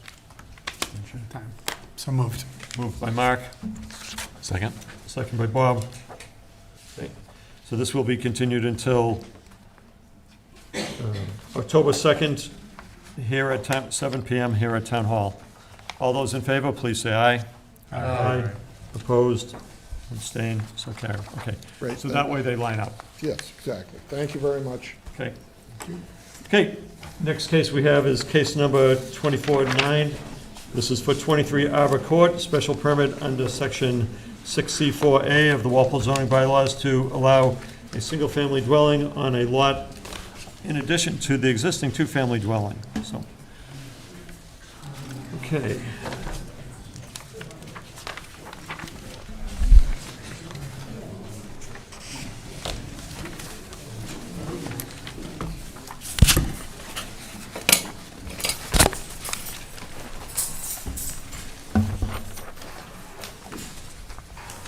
So, Mr. Chair, Yes. we did receive an updated plot plan from the applicant that looked to address comments from the town engineer. They also provided well, I believe their engineer provided a response sheet. It's from Landmark Site Design, dated July 18th, 2024. The applicant's responses are bolded. So on this, I think one of the few questions we had, so you now show that the entire property is fenced in? That is correct. Okay. Except for, is there one section over the easement that doesn't have a fence, or what are we looking at there, where there's a sewer easement that goes through the property? That's correct. That section of fence that's shown there is going to be a relocated fence. That's being removed over the easement. Okay. That's up to you. To be honest, I didn't really care whether it's there or not. If somebody, if you need access to the easement, they'll move the fence or whatever. Okay. The water service, So, I know we talked about that. Water service is a separate line, is that correct? yeah, so just to kind of explain, DPW director reached out to the building commissioner, who forwarded his response to the board effectively. It essentially says, as previously discussed, if an additional building is constructed on Arbor Court, a separate dedicated water service for the premise must be installed. Under no circumstances shall a connection be made to the existing service. Attached for your review is the section of the sewer and water regulations that makes reference to such requirement. So, in this situation, that, I guess that third building would be the what's labeled as number 23, I think was the subject of the board's hearing tonight. So the recommendation is to have that not tied into the existing service line, but have its own service line. Okay. So that would be a condition that we would put on separate service. Separate water and sewer service.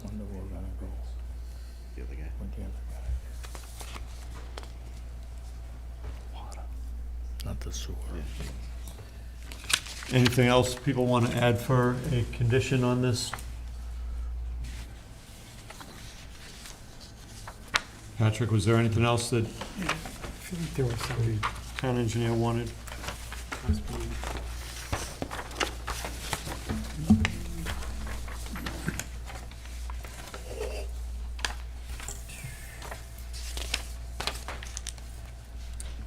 Mr. Chairman. Yes. Did fire recommend where number 23 is in the rear and basically out of sight? Did the fire department recommend any signage out front, say, to indicate rear? So, comments we received from the fire department were from June 11th. I think we discussed it, I'm just bringing them up now. Interconnected smoke and carbon monoxide detector shall be required per code. No further comments at this time. That was just their only comments regarding the application. Okay. I kind of like to see some, if the applicant doesn't mind, some kind of signage that says 23, just a little driveway sign, just for my peace of mind, because when I drove up there and looked for the building, it's completely behind the existing two-family, so, and it's gonna have a drive, but that drive should say 23, like, right out front, big letters. Okay. Okay, thank you. So what a condition would be driveway sign for Number 23. number 23 at Arbor Court. Yes, please.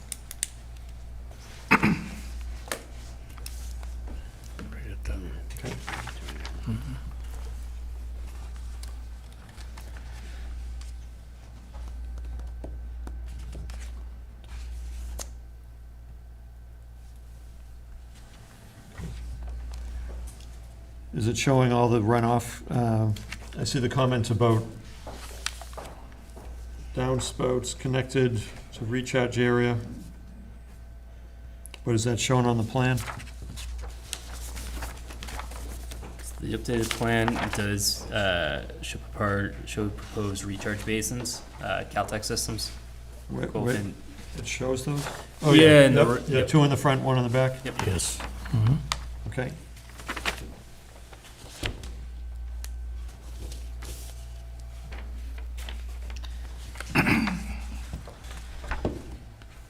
Mr. Chairman, there's a typo, if you want to correct it.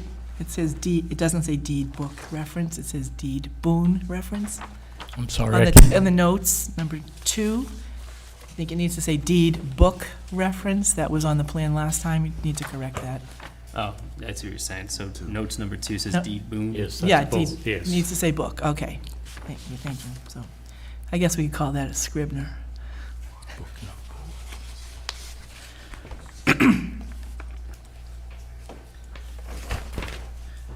Okay. Anybody have anything else on this plan? You good with it, Bob? Okay. Voting on this will be the 5 regular members.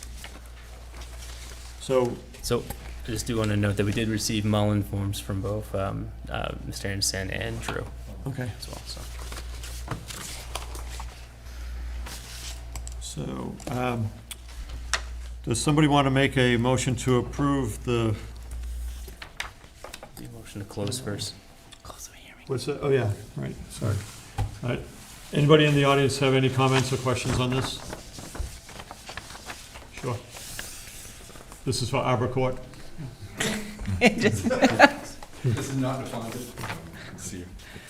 Seth Williams from McGuire Park. I apologize if I missed it. The last meeting, there was just going to be a comment about no construction vehicles on McGuire Park Right. during the construction, similar to what was put on for Neponset. I don't know if that was in there. I apologize if it is. You can add that. Was there a fence condition as well? They're showing it on the plan, so I think we're good. Yeah.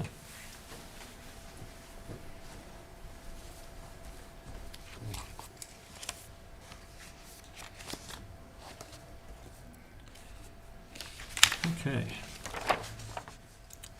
So, anybody else have anything? Thank you for adding that. Does somebody want to make a motion to close the hearing? So moved. Moved by Judy, Second? second by Bob. All those in favor of closing the hearing, please say aye. Aye.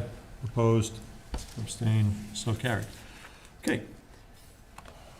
Does somebody want to make a motion to approve case number 24-9 for 23 Arbor Court based on the plan with the last revision date of July 18th, 2024 from Landmark Site Design with the 3 conditions: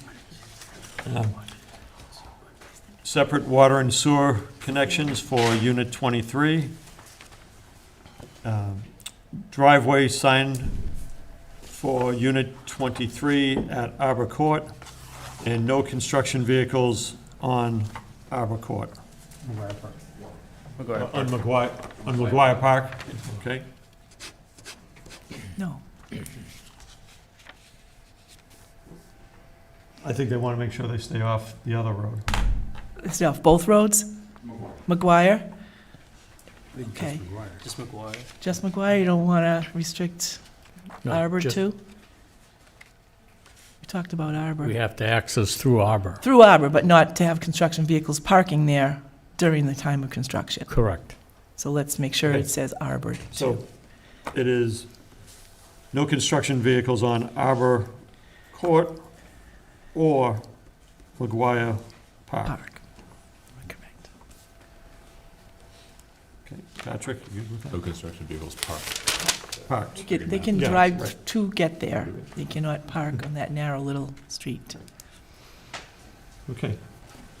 And the one Scribner error on the deed boon. Does somebody want to make that motion? I'll make the motion. Motion is made by Judy. Any further discussion? Oh, sorry, somebody want to second that? Second? Second by Bob. Any further discussion on 23 Arbor Court? All those in favor, please say aye. Aye. Opposed, abstained, so carried. Okay, good luck with your construction project there. Thank you. Okay, next, in the same neighborhood, we have the comprehensive permit decision for Neponset Village LLC, 5 Pleasant Street. Mr. Mackey, good evening. Good evening, Mr. Chairman. Phil Mackey, Mackey and Mackey LLC, 1256 Washington Street, Norwood, Massachusetts, is counsel for and on behalf of the applicant, and it would appear that I am here by my lonesome tonight. We didn't have any testimony last month due to the lack of a full board that can actually vote, but nothing has changed since then, so this may be my shortest presentation ever, as I have no new material for you. I did get a chance to look at the decision that Pat drafted. We found one typo, but otherwise didn't ask for any changes to it. And I'm sure you need to hear from the public, but we're ready to close and have you make your decisions. Okay. And thank you, Mr. Mackey. And we do have town council. Thank you, town council, for staying with us for the 40B here. So we did keep this open, which is, I think, always a good thing. So if anybody from the public has some questions or comments on this. Thank you, Mr. Chairman. Through you, Mr. Chairman, if I could just submit a memorandum. There should be 9 there. Bill O'Connell for John Gass, who was at 7 Pleasant Street, direct abutter. Thank you, Mr. Chairman, members of the board, for hearing us again. And I'll just wait a second.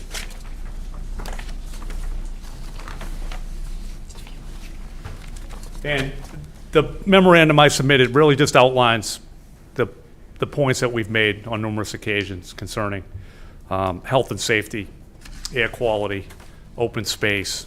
As the board knows, this has gone on a long time, but the concept plan has changed.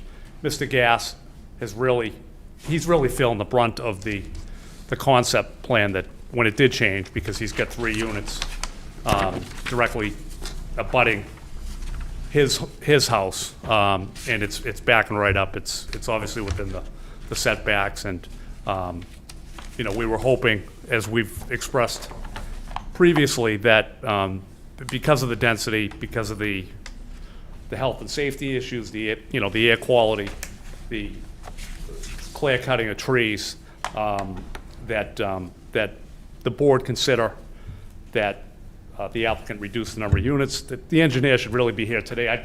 I'd request that the hearing stay open. I did contact the building inspector in Norwood just concerning whether the applicant should be seeking approval from the town of Norwood for that sliver, that triangle, and I know we've gone through it. The town council, I think, had provided an opinion back in 16 or 17, but I would reiterate and renew my objection to the board even considering this until the town of Norwood looks at it. You'll see an email from the building inspector in Norwood, which references that, and that's attached to the last page, which says that multifamily residential use is specifically not allowed, where we have a lot split by the town line. So again, I'm going to renew the concerns previously. I would submit that I think the applicant should either go to the town of Norwood, get approval, have the Walpole building inspector look at this. I don't think the hearing should be closed tonight, respectfully. We never got a landscape plan. The plan changed, right? The open concept plan changed. I think it might have been in January. Engineer's not here to submit a revised landscape plan, which would really help Mr. Gass. So I think the board has plenty, and again, we understand what the board's burden is in a 40B and the rebuttable presumption, but we would ask that the board, again, keep the hearing open, and we would submit, if the board's going to close the hearing, that a denial would be reasonable and consistent with local needs. The site plan has changed, the waivers have changed. We'd submit that, the board has ample opportunity there to either deny it or condition a reduction in the number of units, and I don't think Mr. Gass is asking for a lot.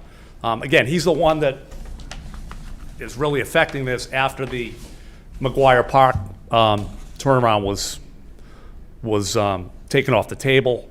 We have the cul-de-sac now, which I'm sure that is not great for the applicant, but, you know, so we'd really ask that the board consider the reduction of units.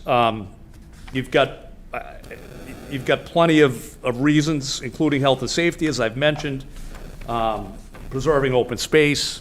There is, I referenced, you know, HAC case law, which has probably been referenced in some of your other 40Bs, but this is really a situation where there's no open space. This cul-de-sac now is really filling up the project. And given the history, everyone, the board recognized the history. They'd come in under a 40A. Years ago, it didn't get approved, was remanded back. I would submit that, and we were hoping that the board or the town would consider working with the applicant in a 40A. It seems like that has never gotten off the ground, and we don't understand why. And we understand that the board is only considering the 40B tonight, but we would hope that the applicant and the town could come together and seek a reduction in the number of units. Again, because I would submit that if there's a cul-de-sac, it's not great for the applicant. You know, the neighbors of McGuire Park, Mr. Gass is really, he's taken a hit. He's taken a hit now that the McGuire Park option has been eliminated. So, for those reasons, again, I'd ask that the board take a look at my memo, take a look at the Norwood parcel. Goes to frontage, it goes to the circle. I would submit that's an active use, and that the board has plenty of opportunity to keep the hearing open. Let's hear from the engineer. Let's hear about a landscaping plan, because that's not really clear. The applicant's not here tonight. The applicant's engineer is not here tonight. So, again, I can't thank the board enough for hearing us. We've been here numerous times. Mr. Gass has made some points. So, for those reasons, again, I'd submit you take a look at the Norwood issue, keep the hearing open. If you're going to close the hearing, I didn't see a decision. If you've already written a decision, you know, we'd like to review it. But if you are going to close the hearing, and I'd submit that you shouldn't, you deny it, or you reduce the number of units. You know, financially, and look at the financial pro formas to see whether it is uneconomic. So, thank you again. Okay. Thank you for your comments.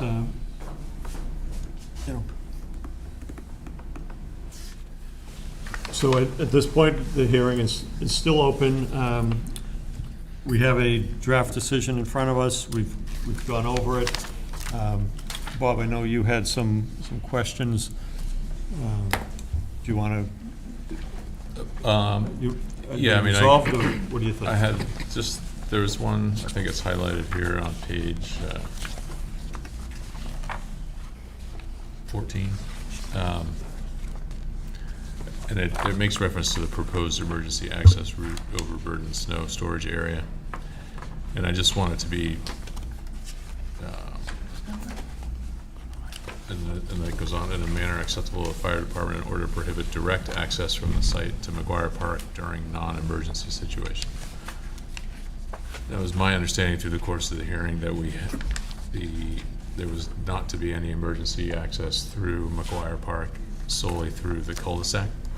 And I believe that was agreed upon with the applicant. So I'm concerned about the language in there that sort of suggests that there's access permitted across McGuire Park during emergency situations. So, to my understanding, it wasn't really cleared up. I know the neighborhood wanted to have that access more permanently blocked. I went to the fire department to find out whether or not that was something that they were okay with, if that was something, overall, if they could have the emergency access, great. If not, it wasn't imperative that they absolutely needed that emergency access, because the cul-de-sac sufficed with turning vehicles around. So that language, I'm fine with editing. I think I just wanted to have that discussion with the board, how that should be worded exactly, as well as with the applicant. in terms of what type of separation is between what is effectively that hammerhead and that excess snow storage area. Whether that was a bar gate as what's been proposed in all previous plans, or if that's something that needs to be a much more permanent form of fencing. So that just hasn't been spelled out. Okay. So, I definitely understand the concerns of people on McGuire Park not wanting people coming through there. And what I thought we had talked about was a steel gate, a gate with a, Should be a lock box for, I think a they call it a Knox box. Knox box. The only people who have the key are the fire department. During construction, not permanently. Permanent, Permanently. permanent. You don't want us staging anything over there during construction. You No. want it all Right. on On the No, side. but, the other side. okay. It would be very similar to the box and the gate on Kendall Street for Pennington. New Pond Village has one that's probably never been opened off of Main Street and Bullitt Street, I believe it is, somewhere. I think the folks from McGuire Park might want to have access, just in case something happened and they can't get down McGuire Park, they can come through the hammerhead, open the gate, and get to you. So if it's the fire department having the only key, or the police to let them in, I don't have an issue with a lockbox, but make it very clear, no construction. I think that's been talked about significantly.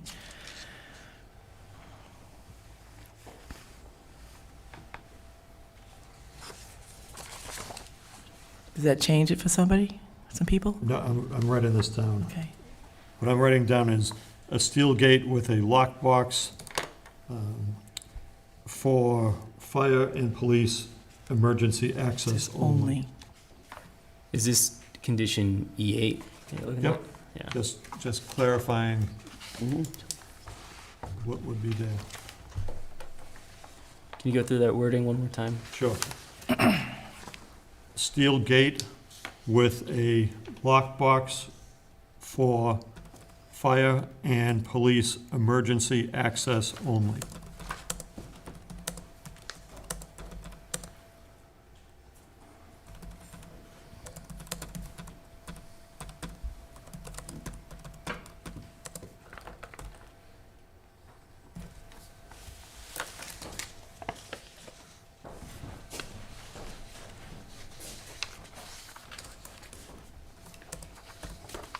Okay, Robert, are you good with that?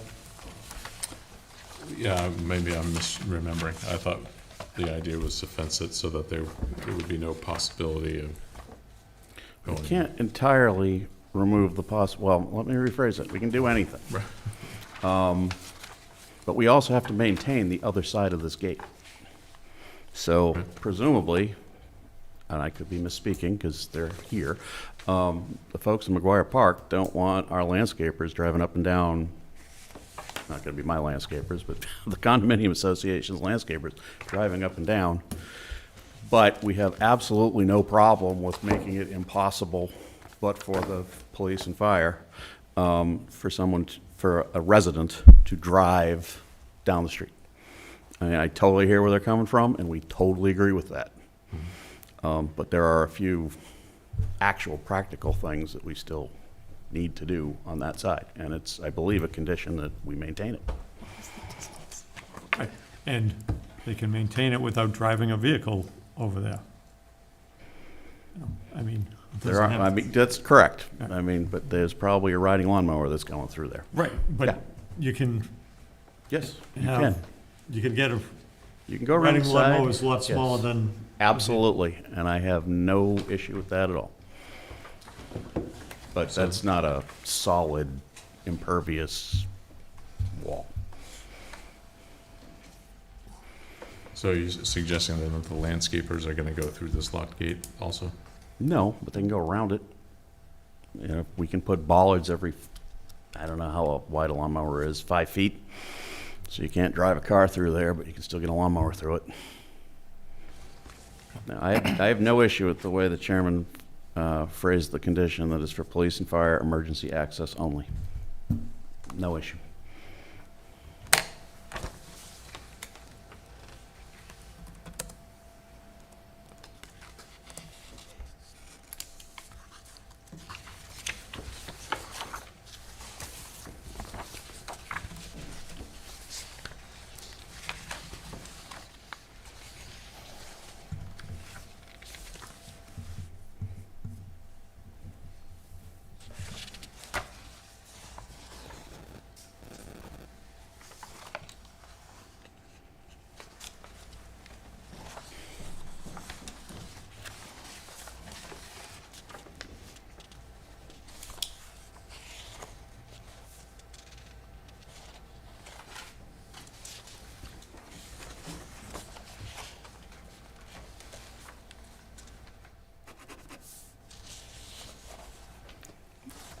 Mr. Chairman, may I speak while you're writing? Yeah.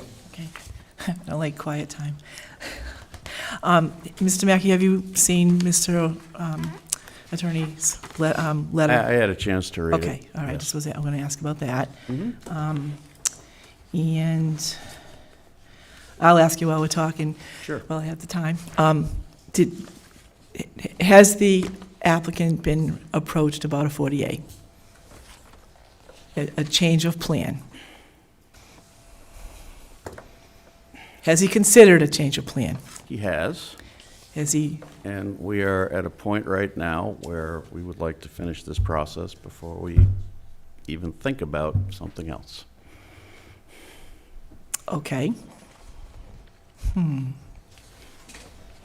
we looked at it, and I can tell you, with what he wants, it probably would require a variance,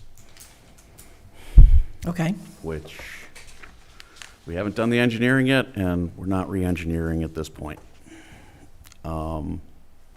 Everything, as far as I'm concerned, is still on the table, should this get approved, but I also can't bind him to that. right, I understand that.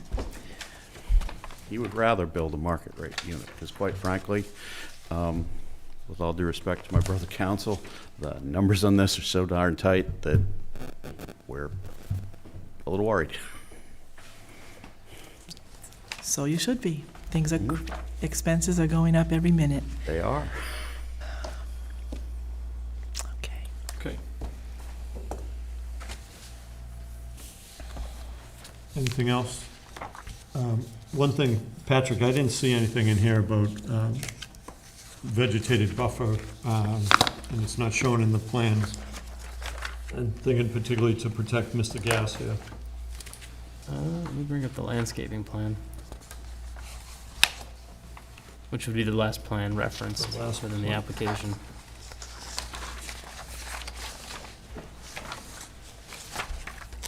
Can certainly be conditioned to be more substantial than what they provided, but let me just bring that up. I'm looking at the, I might have one of the old plans in front of me, but, We agreed to run the trees along the entire length and all the same tree, because at one point, one of the versions of the plans had smaller and taller trees, and but it's not, is it? Oh, no, what's the date of your plan? It's revision number 3, 5/28/24. Okay. The landscape plan shows what I was trying to put into words, so. okay. So, Mr. Gass is protected with a vegetated buffer along there. That's what I wanted. And just for the record, yeah, the latest revised plan is dated May 30th, 2024. Right. Yeah.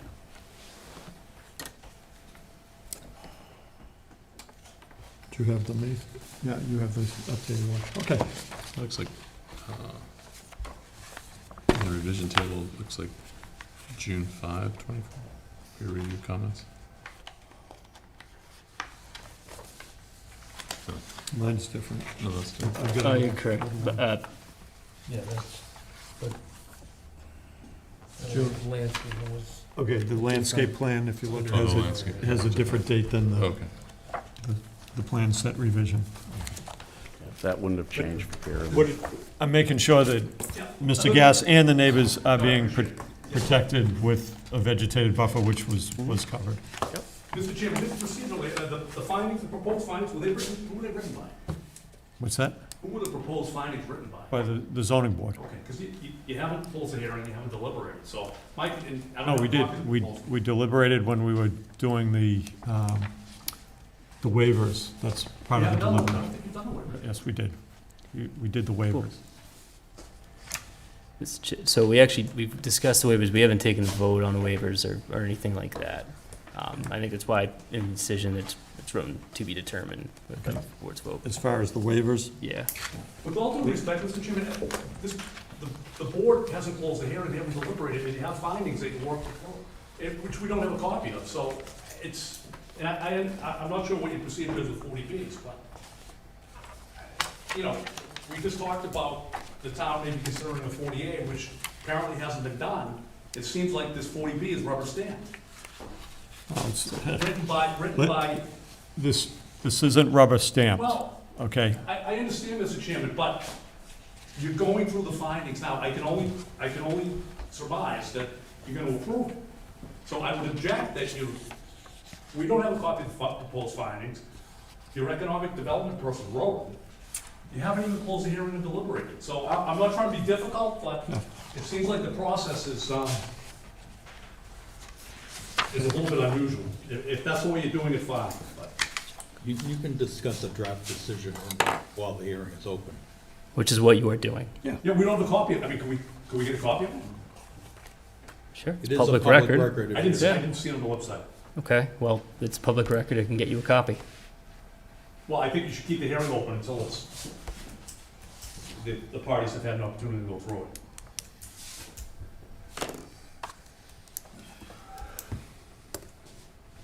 How much time do we have on the, We only have until the end of the month. till the end of the month? Yep. Respectfully, this is not their hearing. And if they don't like it, I hope they don't, but they have the opportunity to appeal anything you decide. And that's a court case, not a HHC case. No, I understand. I'm just trying to understand the process. I think procedurally, I can't understand how you already have a decision and proposed findings. Because we've spent Over a year. I understand. but long you haven't- time on You this. haven't gone through the waivers yet. Yeah. So again, I'm a little bit So confused. we did discuss the waivers, but we did not vote on the waivers. And you, Patrick, you are correct that That is correct. we should go through the waivers and, you know, and discuss the waivers and have a vote on the waivers. Mr. Chairman, do we know who's voting on this matter? Yep, it will be, I am not. So the voting on it is Mr. Fitzgerald, Mr. Delaney, Ms. Conroy, Mr. Higler, and Mr. Major. So, yeah. I mean, I'll go back to the minutes, but, so, did Mr. Major miss the last meeting, or have you been at every meeting? Do we know? Yes, he's been in He's every been at meeting. every All right. meeting. All right. And what happened is, at the last meeting, Mr. Delaney wasn't here, but he mullined it. And I've Okay. already missed Gotcha. two. All right, So- thank you. Sorry, I think my client. So, let's, John, I think at the last session, There was no you were testimony. clear that you were going to, you asked Patrick to draft a decision. Yes. And you were gonna keep the hearing open to look at it at the next hearing Yeah. session. I don't think there's any surprise, but. so we had a discussion of the waivers, and then we went through every one of the waivers, but we didn't vote on them. And Right, but I mean, you are voting on them with the decision, right, that Patrick has in the draft. the decision. Depends how the board would want to go. But I about it. think it's appropriate that we, you know, there's 7 waivers. I think we should look at the waivers and, you know, how the board feels about the waivers and vote on them. And And that document is a public record now, so what happened, you know, boards do it differently. Sometimes a board will, if they've asked staff to prepare a decision, it will become a public record when the board considers it at the public hearing. some boards, post them online before the hearing. I don't know what happened here, but in any event, that document that you're looking at now and referring to is now a public document. Right.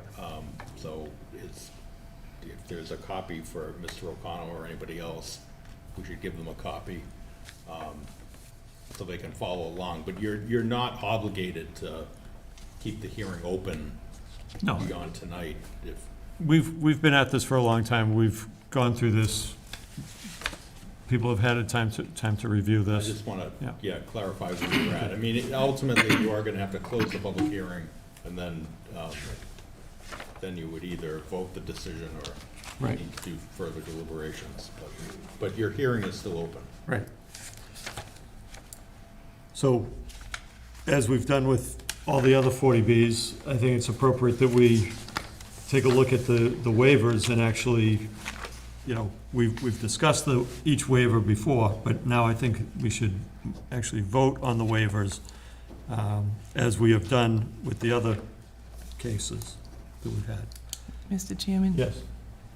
I don't recall discussing the waivers at all. Could someone tell me when we did it and what meeting we did it at? So I'll go back through it. You could We go never through the note. I voted the don't re- waivers. It was a I haven't reference missed a at the meeting. We meeting didn't vote the before the waivers. We talked about the waivers. I'm sorry, Yeah. I'm having a blank on it, but I don't usually blank out a whole 7 waivers, so it's okay. It's okay, but it's not okay. Sorry.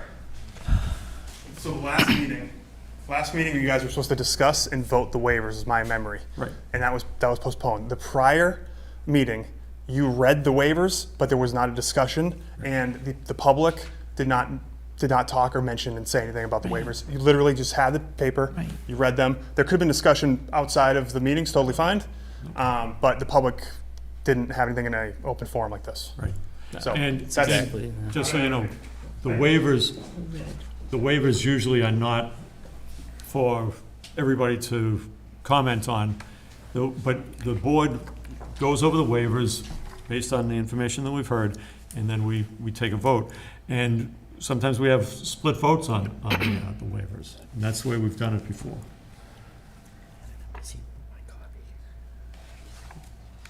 Just a guess, yes. Okay. I appreciate your time. I know you're tired. I wanted to ask a question in regards to the waivers. I have spoken with my counsel and briefly spoken with the opposing counsel. And if it's just a matter of waivers, why not give them the waiver and let them use, if this is really what it takes, let them use the land that's in Norwood. Push the driveway over to the Norwood side. Leave the trees along my property. Because the way it stands right now, 2 lot lines of my property are gonna get clear cut. Where there was nothing before, they're now placing homes. There's more than enough room, if you look at the rear line along the railroad tracks, to put these 3 that have magically wound up behind my property, put them along the railroad tracks. Block that hideous building that's behind it, that we're gonna have panoramic views of. As far as the cul-de-sac goes, if my neighbors are happy with that cul-de-sac, I'm happy with that cul-de-sac. But it doesn't have to be win or lose. We can all win. They want their 24 units, fine. Stick them up against the railroad track. Make it a condition of what they're doing. They don't need to, and then look what you would be creating if you did so. You would have this area here, could all be wooded. Picnic benches, right? So it's usable space. You'd be in compliance with the idea of the 40B projects. And that is that there's supposed to be some free land to be human, to walk around, kids have somewhere to play, not cut every single thing down. I really wish you would take, I know you're tired, No, but just take it into consideration. Okay, so that's what we've done for the past year, and we've asked the applicant to change the design, reduce the number of units, and this is what we've got. This is the plan. After revisions, this is where we're at with the plan. And the other thing with the 40B process is it's not under the regular zoning. This is under the affordable housing zoning. So things such as, you know, setbacks, those don't apply. So, You know, if they're providing affordable housing. So we've asked them to, you know, reduce the units. We've asked them to change things up. And this is what they've changed it up to. And you have no authority to put a condition on it? Town council, do you want to, you know, we could condition it and then we're gonna lose on it. I mean, Well, you can impose conditions that are based on evidence in the record. Yeah. If it's based on peer review or expert opinion or something that you think makes, based on a local concern, local regulation. But it's not something, you know, You can't redesign them. you can't design their project. that's what we've been trying to do, and we have had some success in that over the past year of this, is that, you know, it's probably better than, how would this, I'll say, it is better than it was. Is it perfect? Probably not. Yeah, but it's dramatically worse for me. Okay. Right. That's not Well, okay. Again, that's why things such as the you know, the trees planted, shown in the landscape plan along your property line, trying to protect your property as much as possible.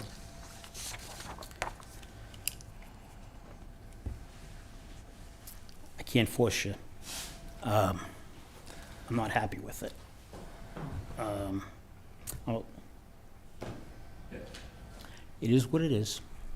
But I would like to say that from the inception of this project, the town has not granted one single request that I've made, whether it was soil testing, air testing, any of that. And whereas you're wrapping it up tonight, the way it was handled from inception was handled incorrectly. The town did not do its proper due diligence in the meetings, not having meetings, diagrams for us to be able, the public to be able to question and challenge. And then when I tried to appeal it, I was told there was no appeal process.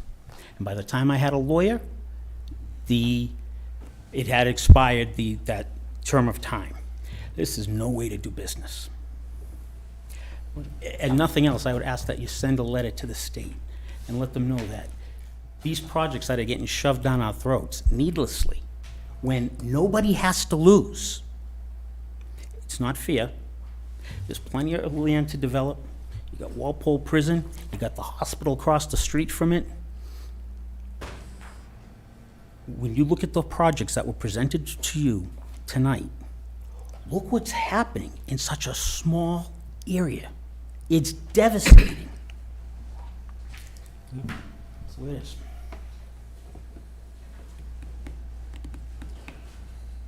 Okay, so I think it's appropriate that we go through the waivers and take a look at the waivers, and as we've done in the past, voted on the waivers for each one, the 7 waivers.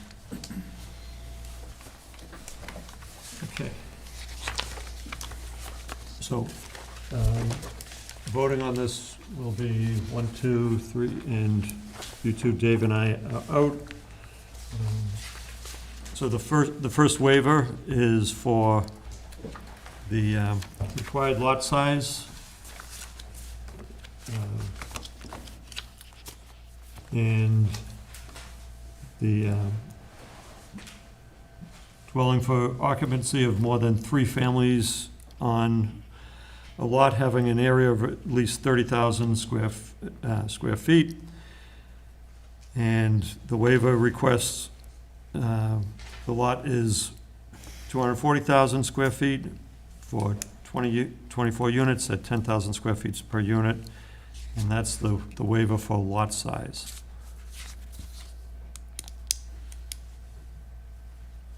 People's thoughts or comments on that?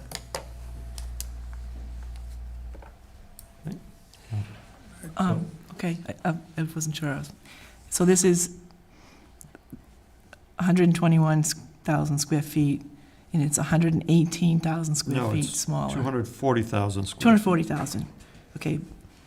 The required is for this lot project is, the lot for this project is 121,000 square feet, correct? That's what it says. That's right. And doing the math, it says it's approximately 118,000 square feet smaller than the required lot. That's about half, right? About, Okay. Yep. About half. Okay, so it's twice the density that we would allow in under normal conditions. Okay, thank you. Okay. And so, that being said, we have to remember that we're not dealing with our regular zoning, we're not dealing with 40A.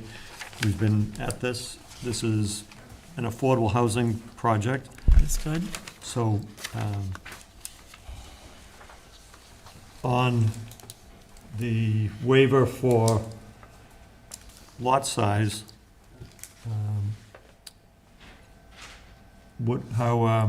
how do people vote on that? Tim? Good. Judy? No. Drew? I'm in favor. Bob? I'm in favor of granting the waiver. Same, Okay, consistent. so that's 4-1 on that waiver. Okay, next one, the, Patrick asked me a question, but it's not. okay.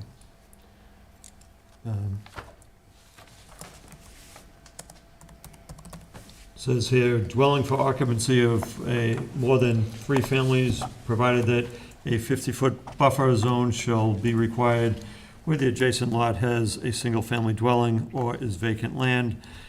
This project has a proposed unit 17.9 feet from the property line, adjacent to where bordering single-family dwelling is located. Any discussion on that waiver? Okay. Tim? Approved. Judy? No? Drew? Can you show me where that is? Because I don't see that on the drawing.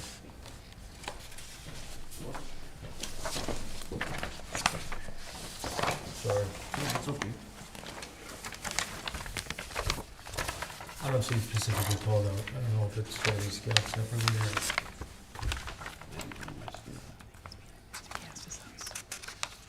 No, those are all 20 feet. And then on the back, it's not 16 on the back. So I'm not even sure if that's what, I don't know if it's a necessary waiver. Kept 20, I don't know where the property line isn't straight. It might get closer here, Okay. but I honestly don't. That's the only single-family home there is. That's got Kind of units what I next was to rolling it. it down to. but- There's one over here somewhere, but now that we put cul-de-sac in, there are no units. Okay. So, Say as shown on the plan. it's also possible that the 17.9 Is from an early iteration. From an earlier plan. Yes. Mr. Chairman, I'm going to give. Can I look at that? May I? Get my copy. Thank you. Thank you. It's 20. You have the most. It does say 20 feet to the structure. I don't know He's showing 20. if what, I saw 20 also, so that's, I was a little confused. Which I think is but right. this is just Right, patio, my so that wouldn't, It is. the, What was that? sort of the bubbled sections, those are patio, right? They're not. Correct. Those aren't decks. Well, I can vote no for that, because I don't see it on the drawings. Okay. Bob? Yeah, I agree. I don't think the waiver is necessary, so I would vote against granting it. So, okay. Want me to pass it? So, Mark, on the waiver? I'm with Bob. Seems unnecessary, so I'll say with yes, Bob? because just to cover ourselves. And then Bill, yeah. What do you think? Thank you. So, Just to clarify, if you deny the waiver, that's fine. Patrick will amend the decision accordingly. If it turns out the applicant needs it, they can always come back and with a project change. So your better course is to deny it if you don't see it on the plan. okay, so that is Could you condition it to be no less than 1 to 20 4 feet? to deny So that waiver. What was the vote again? I'm sorry. 1 to 4. Okay. And it's because we see, It's unclear on the plan. right, Yep. okay. I'll make a note, mine's because it's just too short, it's too close. Mr. Chair, can you Except for Judy. just, sorry, can you just go through, what was the actual vote? One in favor? Tim was in favor. Tim was in favor. Everybody else was opposed. Okay. The next waiver is the required lot size is 240,000. The lot for this project is 121,000. This is 118,000 square feet smaller than the required lot size. And this is for, It almost reads the same, Why is but it if you look at the bylaw, II and III are slightly different, so we asked for both. It's the same. Very similar. sure. Yeah, come on up.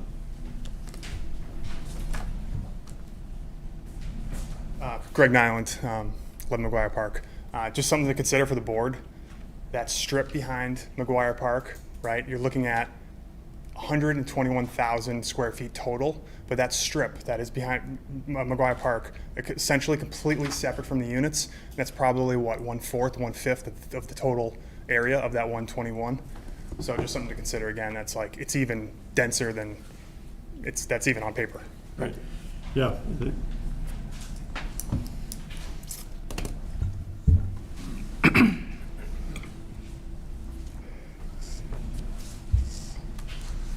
So that one is very similar to the first one, but it talks about regardless of how many buildings are on the lot or how many units are in a building. That's the waiver. Tim? Approve. Judy? No? Drew? Approve. Bob? Approve. Mark? Approve. Okay, that's 4-1. Okay, next one. General resident zoning district allows a maximum impervious surface percentage of 50% of the lot project site, and this is at 51%. Allowable coverage is 50%. So, any discussion on that? So the project's 1% higher than the allowable? Correct. Good. Just so Approve. Judy? No? Drew? approve. Bob? Approve. Mark?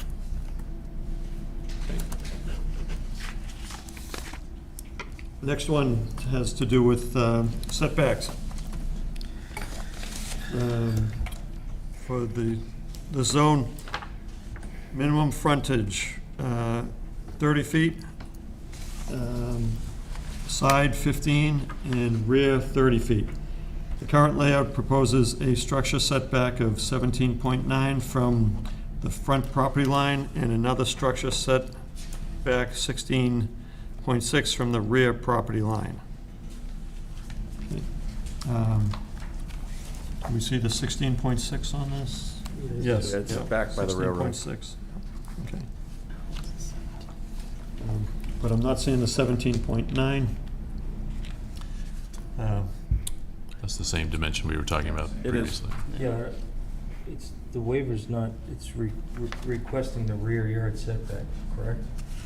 I guess I'd wonder why it even mentions the 17.9 since that's the front yard setback. I don't know who prepared the sheet I'm looking at, but assuming it's the applicant.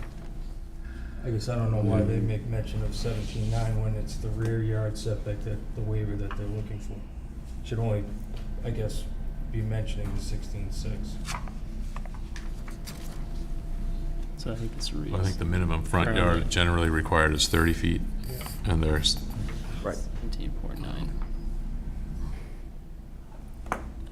So is the front yard is, It's open to interpretation, what the front yard is. We went with the most conservative and basically said that anything that was paralleling Pleasant Street, but if you really look at the definition of bylaws, the front yard is only that area that is actually on the street. Everything else except the backyard, which is whatever is opposite the front yard, is side yard. so somewhere, one of these units has a 17.9 front yard? And, well, I guess again, we would, the board can do as it wishes. If the waiver is granted, then we have covered all possible bases. Pretty much, if you look at the fairly long and jagged line, that's all side yard by the definition. However, the last time we were here, I understand different project, but same concerns. 30 feet was discussed, and the board was basically driving that plan to give us or get as close to the 30 feet as we could, and we can't. So, and honestly, even if it is a side yard, well, if it's a side yard, then we meet it. so. I guess to kind of go on. This is what my engineer wanted, Yeah. and I haven't touched these in over a year. I didn't draft this. I looked at it. Supposedly my engineer did, but we've already saw one mistake, I think.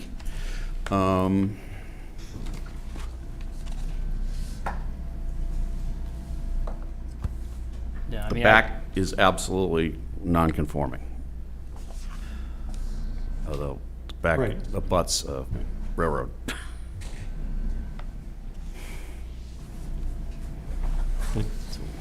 I'm going to go out on a limb that the 17.9, they may have been referring to the units, I think it's 18 through 24. Mhm. Yeah, I mean, interpretation and stuff like that, I usually default to the building commissioner from just the general, I wouldn't consider that the front setback either, I consider that the side.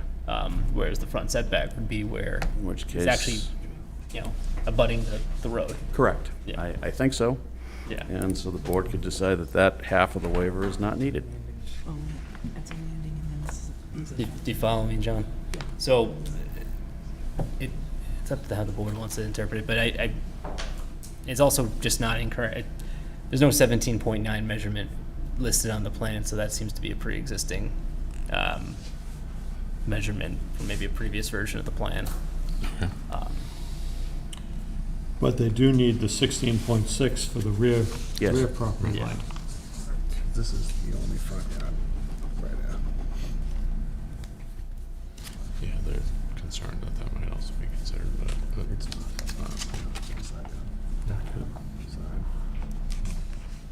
Town council, where it seems like You could condition the grant, granted to the extent required to allow 16.6 feet on whatever part of the plan. On the rear Do it that way. okay. So, waiver granted to allow Oh, this is 16.6. Just the rear. For the rear setback only? Right, right. Yeah. Exactly. Okay. So John, you could condition it to be, waiver could be granted based upon allowing 16.6 for the rear yard setback only. Okay, then I'll say that. Yeah. So this waiver would be for the 16.6 in the rear property. That's the only part of this waiver that we'd be granting. Right. Somebody has a question? So I just pulled up an old site plan before the cul-de-sac. Unit 24 was 17.9 away from Mr. Gass's, and now it's 20. So I just want to say that. And I don't think this is an issue, but with 23 Arbor Court just being approved, that's now another single family next to the project. Don't know the timing of that, and I think it's like 30 feet away, but I just wanted to state that now it's Mr. Gass's, Structure's a 11 single McGuire, family, but and the use 23 is Arbor 3. Court will be 3 single families around the property line. Thank you. Well, that explains the 17.9. Yes. Respectfully, the 23 Arbor Court was a condominium unit, so that's multifamily. It's not a single-family home. I was involved a long time ago on that one. Okay. Okay, so I already said that for waiver number 5, that the only part that would be getting the waiver is from the, is the 16.6 from the rear property line.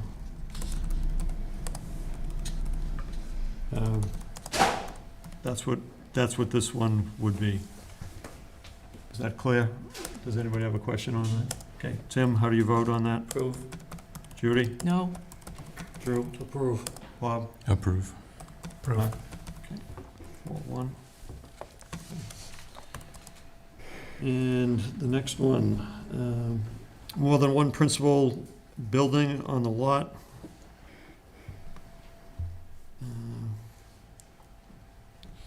And each dwelling unit shall conform to the minimum lot requirements set forth in the table. This project consists of 7 separate buildings in the general residence zone, which is 6 more than is allowed without a special permit. So definitely would not be allowed under our regular zoning.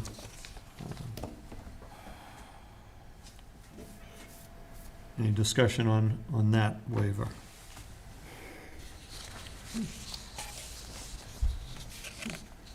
I'll change it up this time. Mark? Approve. Bob? Approve. Drew? Approve. Judy? No? And Tim? Approve. The result doesn't change. What was that about the finalizing vote? Yeah. The deciding Okay. factor? And then the next waiver,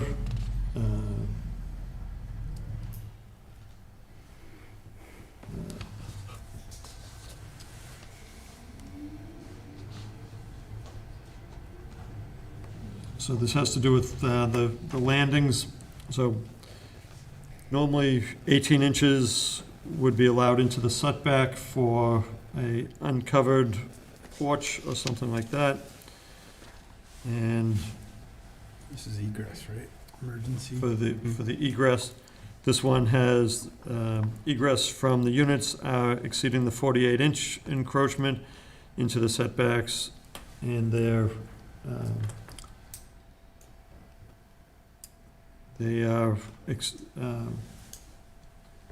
18 4-foot by 4-foot landing platforms that exceed the 48-inch encroachment. So these are, Uncovered, right? they are Yes. uncovered. Mr. Mackey, The little squares that you talked about last. yeah. What are the little pebbly cubes? Is that a patio? 4-foot by 4-foot patio? No, the larger thing is a patio. The larger thing is That's a- allowed. But that's- that little square Square. that the chairman is pointing to right now, which Okay. doesn't help the rest of What's- you. No, I know what he's Is the pointing to, I landing. just asked Drew. Okay, And those landings actually are in the setback of 1, 2, 3, 4, 5, 6, 7.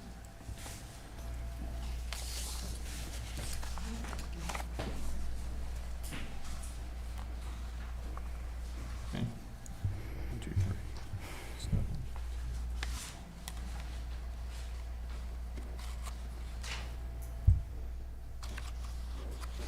So I'm counting 18 landings that are in the setback. I'll count them again. It's what we believe is correct.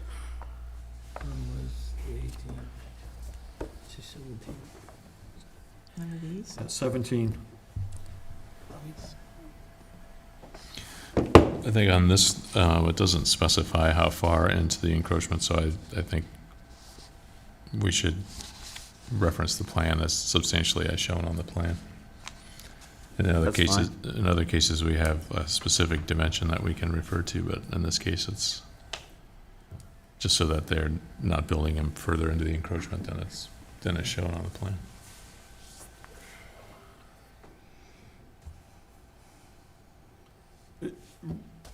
And I think that's correct, but on the waiver, how do we, on the waiver, how do you want to vote on the waiver?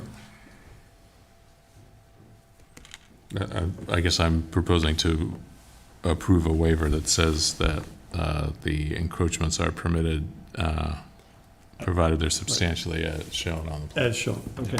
So that we're not saying 48 inches into the, it's not going, all of them aren't going 48 inches into it. Correct. But it's as shown. Right, but and it also, as it's written, it doesn't say we're only encroaching 5 inches, or this would give them the right to encroach as far as they want, unless we want to put a limit on it. And so I'm suggesting the limit be As shown on as the shown plan. on the plan.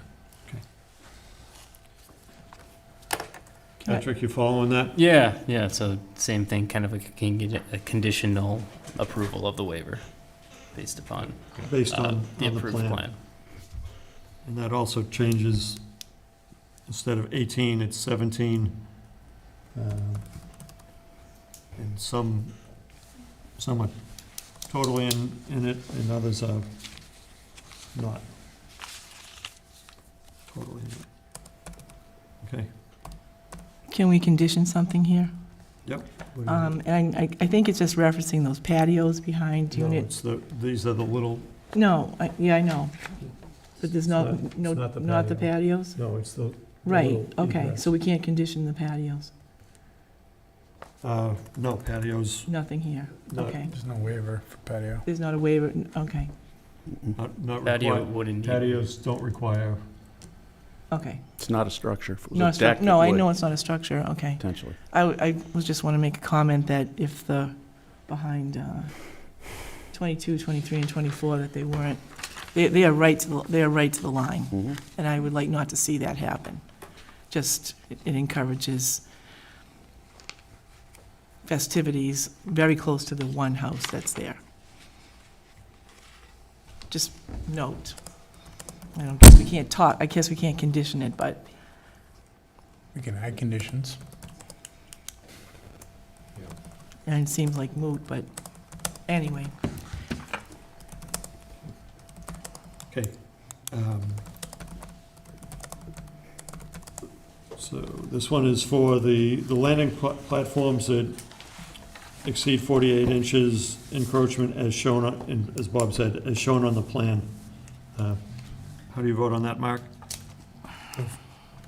Bob? Approve. Drew? Approve. Judy? No, And Tim? that's not be consistent.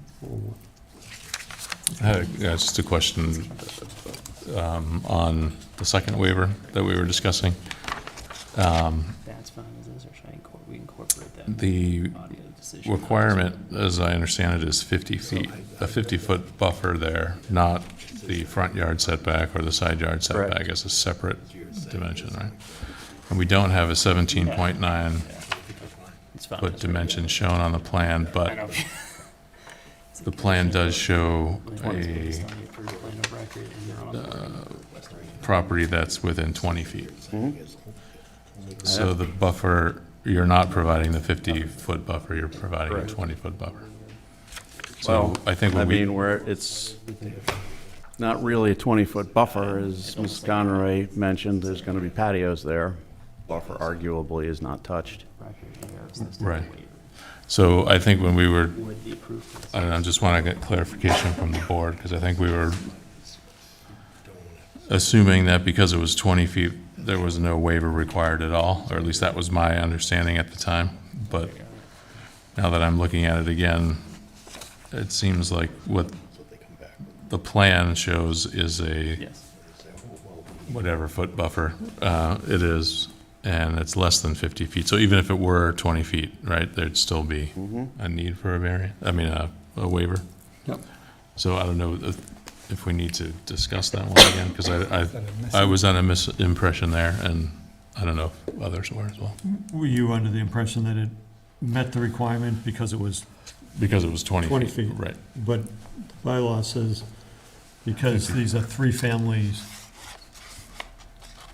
that it Needs to be 50. Needs to be 50. right. needs to be 50. So the basis for my vote was that I didn't think that the waiver was required, which was an error. Waiver is required, Okay.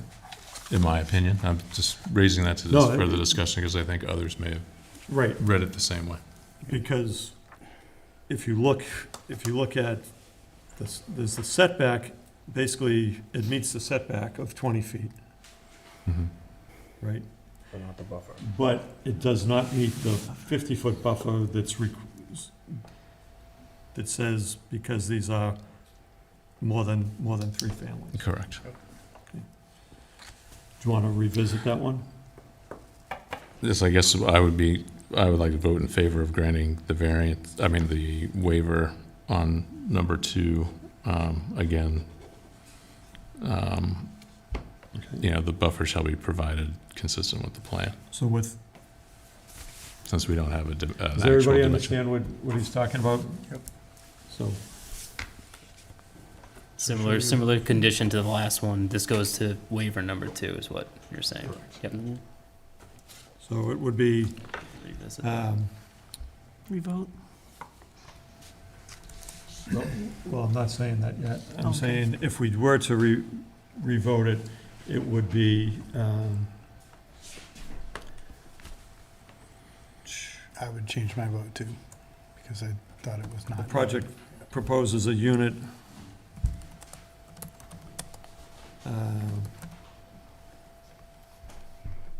There is no buffer. They're putting a unit right in the buffer. They're using the buffer. There's no buffer.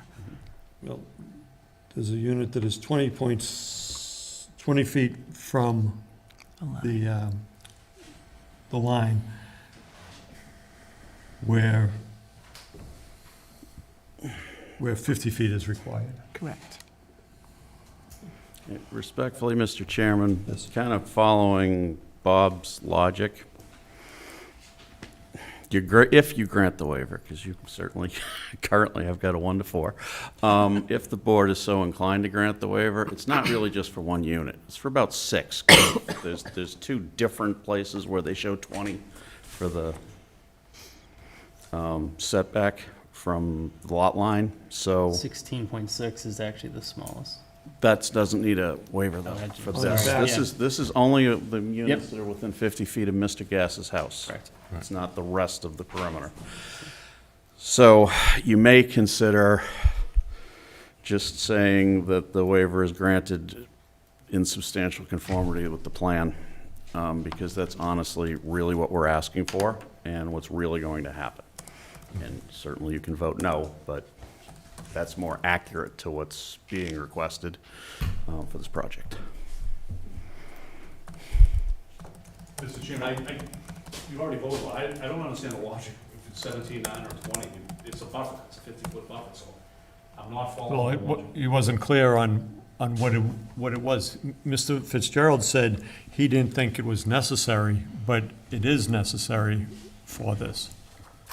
So, and he's saying that he thought that it wasn't necessary because it was outside the 20-foot buffer. I thought the vote was because the plan didn't reference it, correct? That's what it was, I believe, too. That's what I thought. So again, you already voted on it, so I'm not sure I understand whether you can revote or. Oh, we can revote. We're still in public session, yeah. Town council, I mean, can we revote? Yes. Okay. So, does everybody understand the issue that we're seeing is that the bylaw says 50 feet, but the setback is, 10 feet. Because it is abutting a single-family home. So, Just want to play, this is the second waiver, right, for the 50-foot yeah. buffer? Yes. I don't know what 10 feet has to do with anything, but. The 10-foot is the sideline setback in this zoning district. And that's what I think We're people... talking, I'm sorry, I might be confused, but we're talking about. Not a setback. Yeah, we're talking about just the buffer zone between the property line. Yeah. Right. Okay.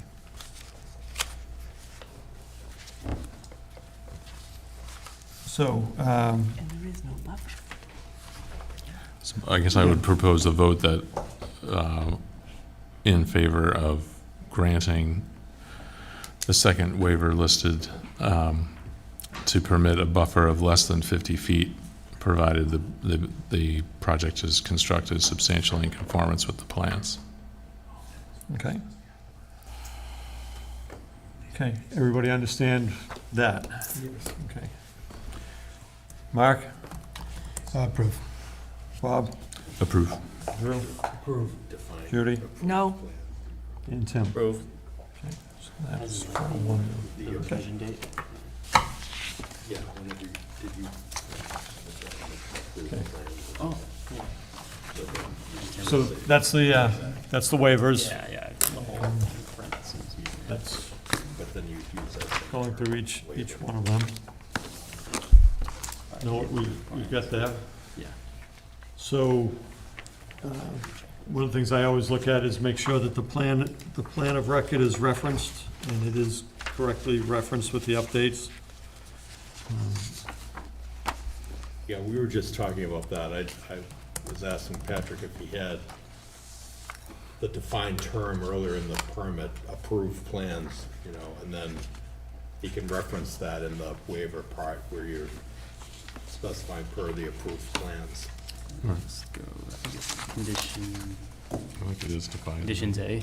So you'd want to just use the same terminology, but make sure that you had identified it like you're saying, John. I'm talking about right here. Then, yeah.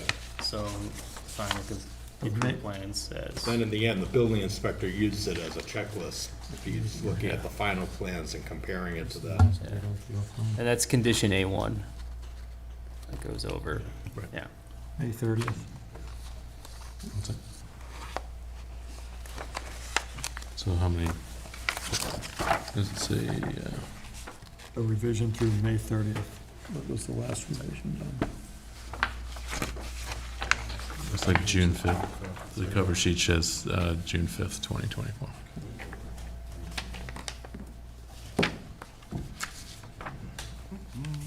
Patrick, remember, I talked to you about this on the phone, about the last revision date, and this is on page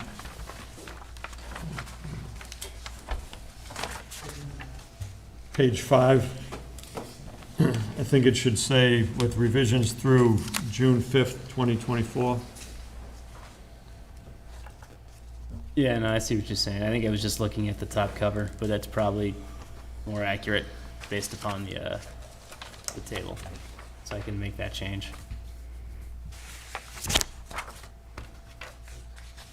June 5th.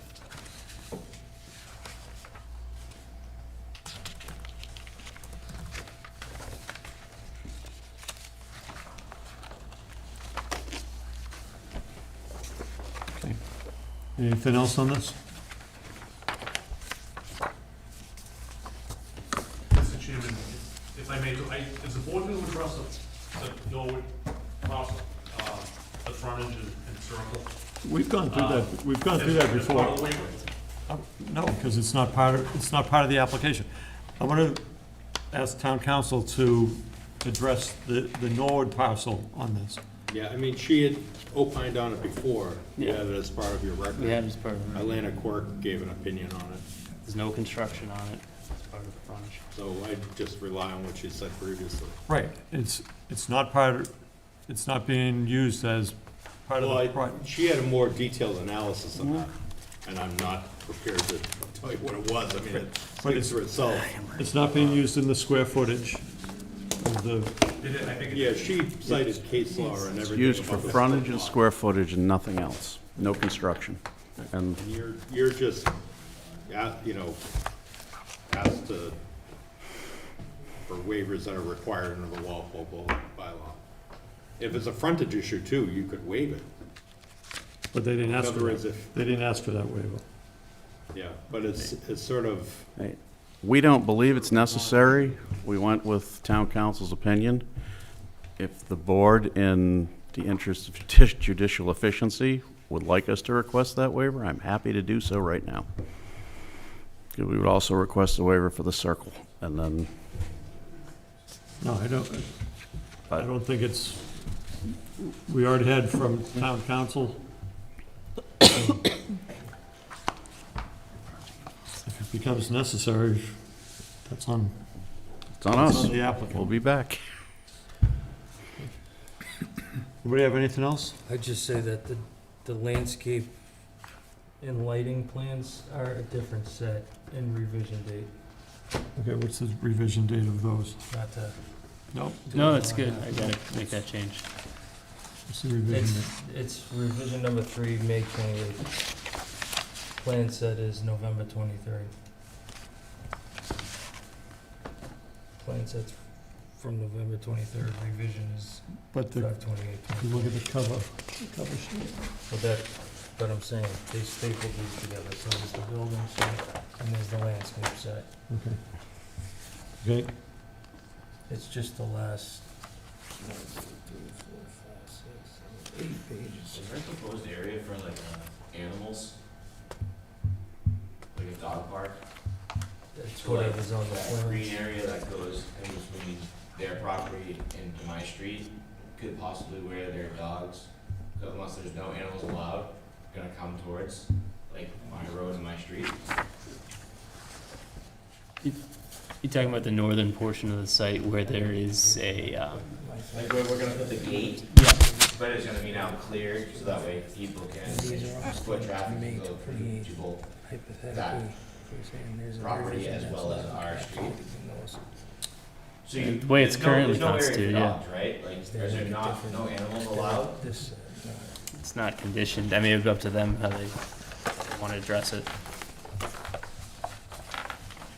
mean, I don't Mr. know. Chair, I sorry. wouldn't want someone walking their dog. so there's nothing about a dog walking, there's no dog walking area, that's not something that the applicant put in, it's not something that was brought up. We've had that on other projects, but it's not brought up. But you do understand what I'm saying, like, so Oh, yeah. basically, if people have dogs there, they have nowhere to go, so where are they gonna go? To your yard. Right? The order which is, oh, Yeah, like, if it's on my lawn, I mean, that's gonna be like serious, That they included in their cover sheet. That's not even though cool. it's a No. different set. but not cool. Here's it. Not cool. There things you knew about that, Nobody right? else would wanna do it out there.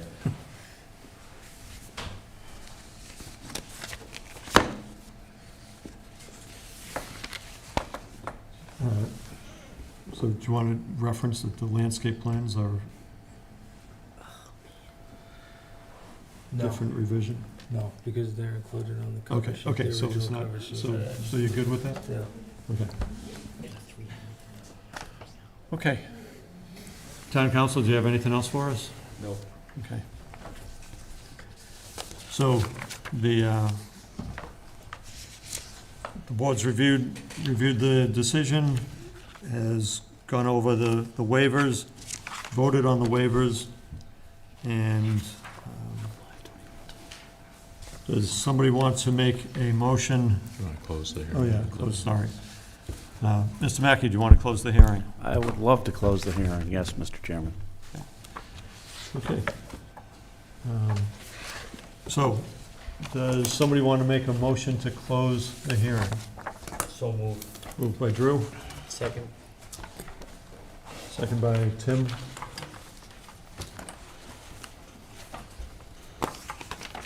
Okay. And all those, in voting on this, the 5 members. Is it for public? You guys close it? This is it for public? This is it for the public.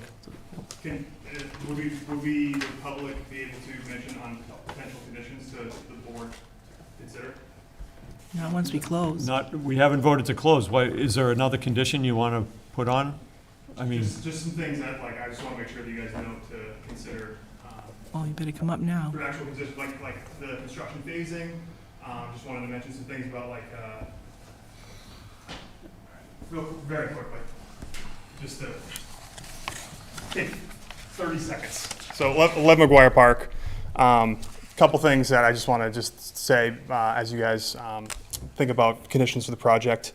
Talked about the construction phasing, it's in the plan, but actually having like amounts of time within those phases. Also, the phase 1 is the entirety of clear cut.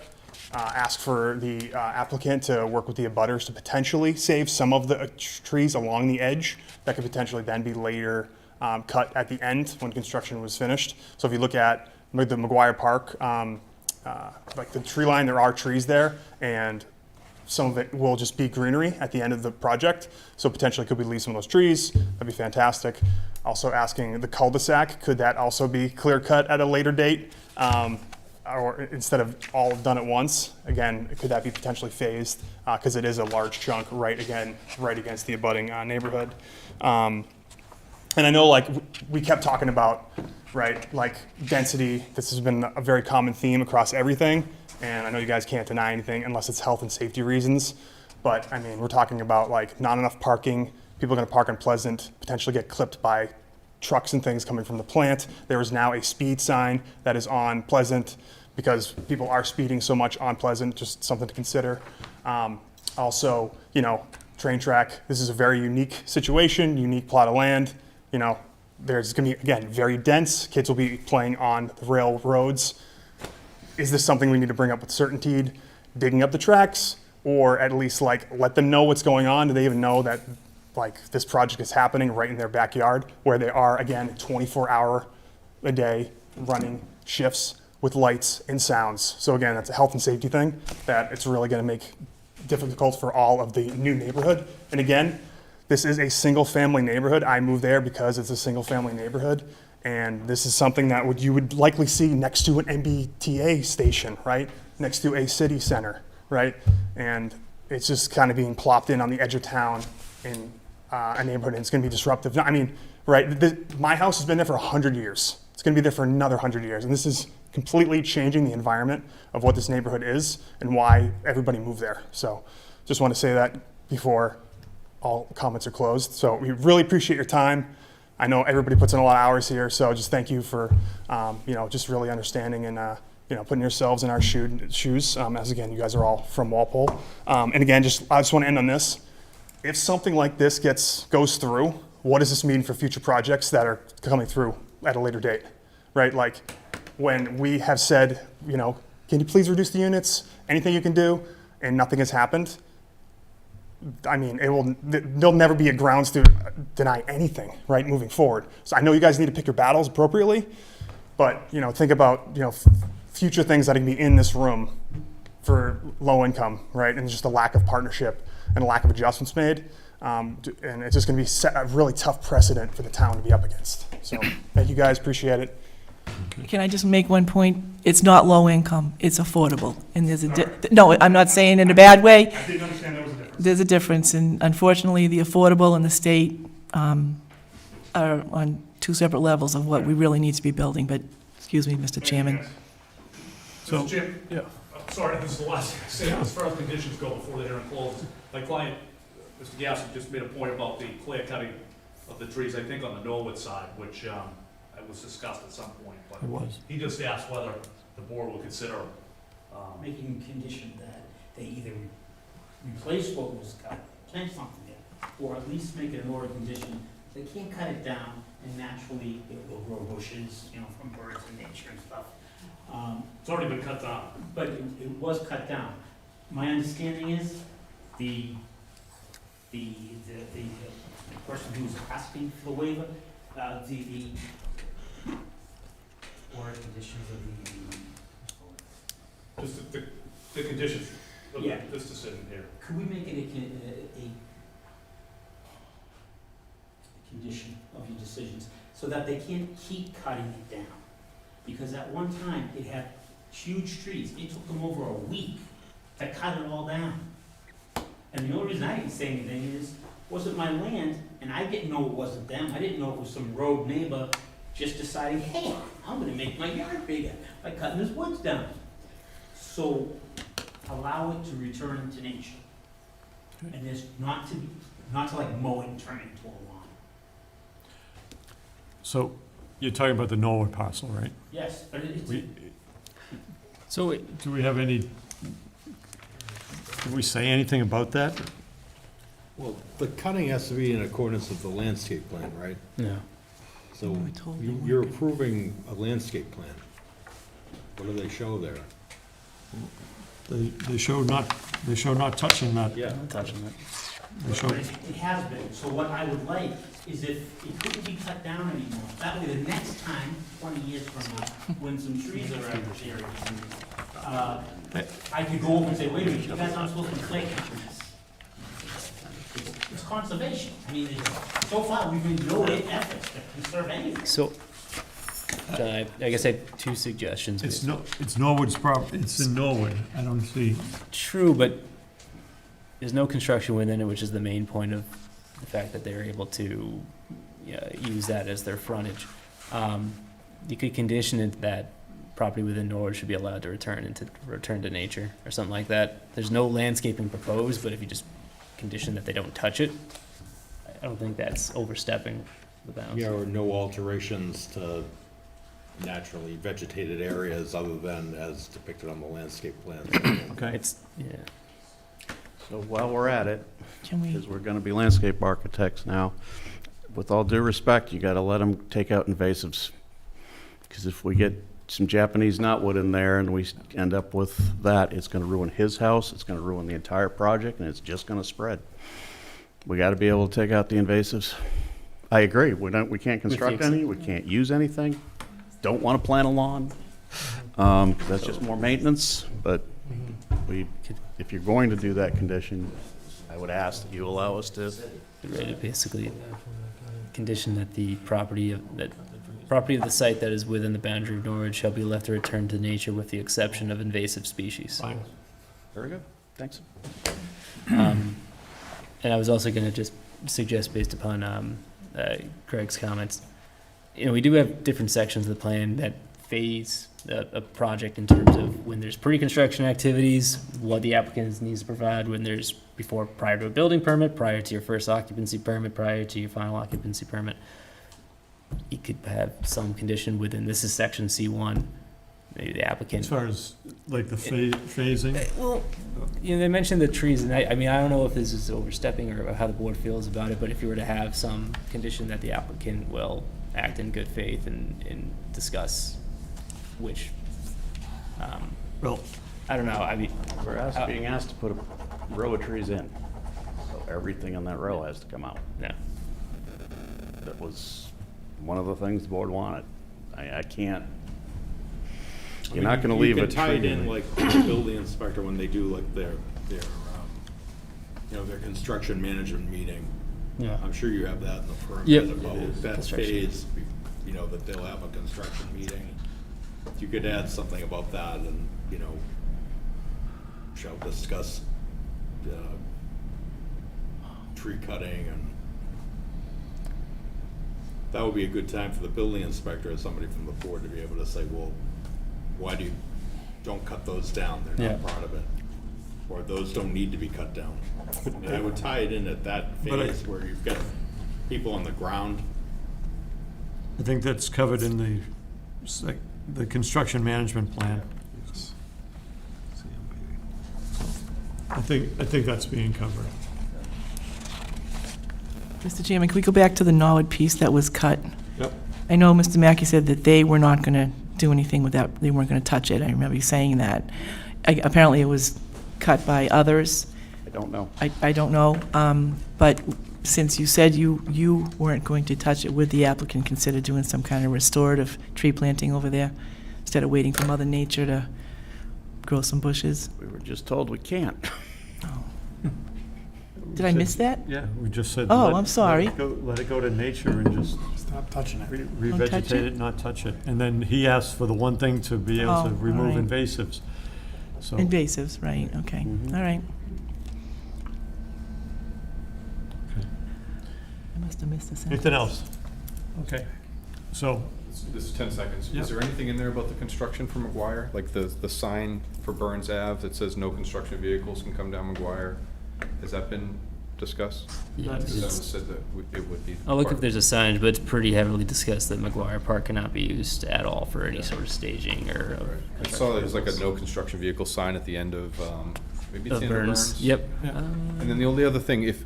and it's that gets, yeah, just so you know, that doesn't, we never had that in our, that condition. as a specific condition. Okay. That's what gets covered in the, construction management review and plan. Okay, so the condition is E23. This is kind of the construction. All construction vehicles shall be parked on the property. No construction equipment shall be staged on Pleasant Street, McGuire Park, or any other public way. Temporary signage shall be utilized within the vicinity of the project location stating the prohibition of such use. Thank you, Patrick. Yep. And the only other thing is, I know the landscaping has been mentioned. I promise I won't dig into what types of plants. If you look at the landscape page on the newest site plan, I'm only concerned the drawing along the hammerhead of all the arborvitaes is just like right on the line. And I don't know landscaping, but I'm guessing those grow pretty big, and just want to be aware of if that's an accurate landscape drawing. Do you see what I mean on, So, so I don't know if the usually condition what is they do like, is, yeah, I it's a mean, rough drawing? it's a drawing, and that's what they're gonna plant there, but they will not be planted on the line. They plant them a few feet off the line on their property.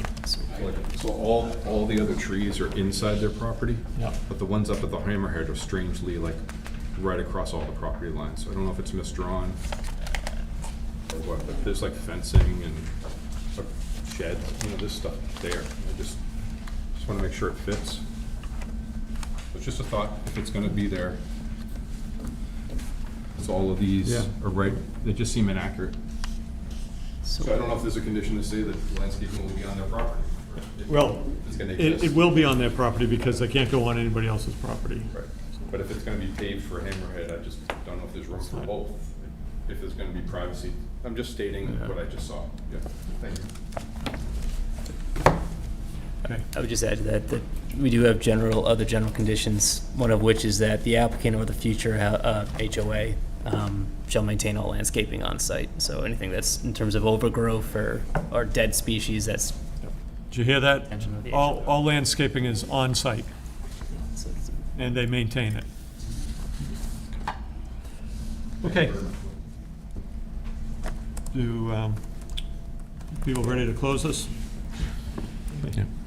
So we already had the motion did we have the motion? Yep, we had the motion to close. It was seconded. Then we had some discussion. Okay, all those in favor of closing the hearing, please say aye. Aye. Opposed, abstained, so carried. Okay, now we have to vote on the comprehensive permit. If we want to vote on it tonight, we can, or we have until the end of the month, but I recommend that we vote on it tonight. So, we have it before us. We've got 40 days from the close of the public hearing. close of the public hearing. Town council, do you see any reason why we should not vote on it? That's totally to the board members, if they feel comfortable. If you're ready to vote on it, you'd want to do something along the lines of move approval and issuance of the written comprehensive permit decision with the final revisions discussed tonight, and maybe authorize somebody to sign it. I forget if you use the whole board or you have the clerk. We usually have one person sign Do it. that, but if the board if the board members, totally up to the board members, feel the need to have further discussions about the issues that came up during the public hearing or concerns that you have, you know, if something's vague in your mind or you think it could benefit from further discussion only amongst the board, you have 40 days from the date of the public hearing, close of a public hearing, to deliberate and issue the decision. So just keep that in mind. If you're ready to go tonight, go ahead. If you think it could benefit from further discussion, you have 40 days to have that. Yeah. What's the feeling of the board? Do you want more time to go over this? We're not going to have any more public testimony. Bob? You know, I've had a chance to review the draft decision, and I'm comfortable moving forward tonight. Anybody else? Yeah, I'm with that. If the plan's not changing, I think I've seen everything and heard everything I need to hear. Okay. That being said, anybody else have any comments on that? Okay. So,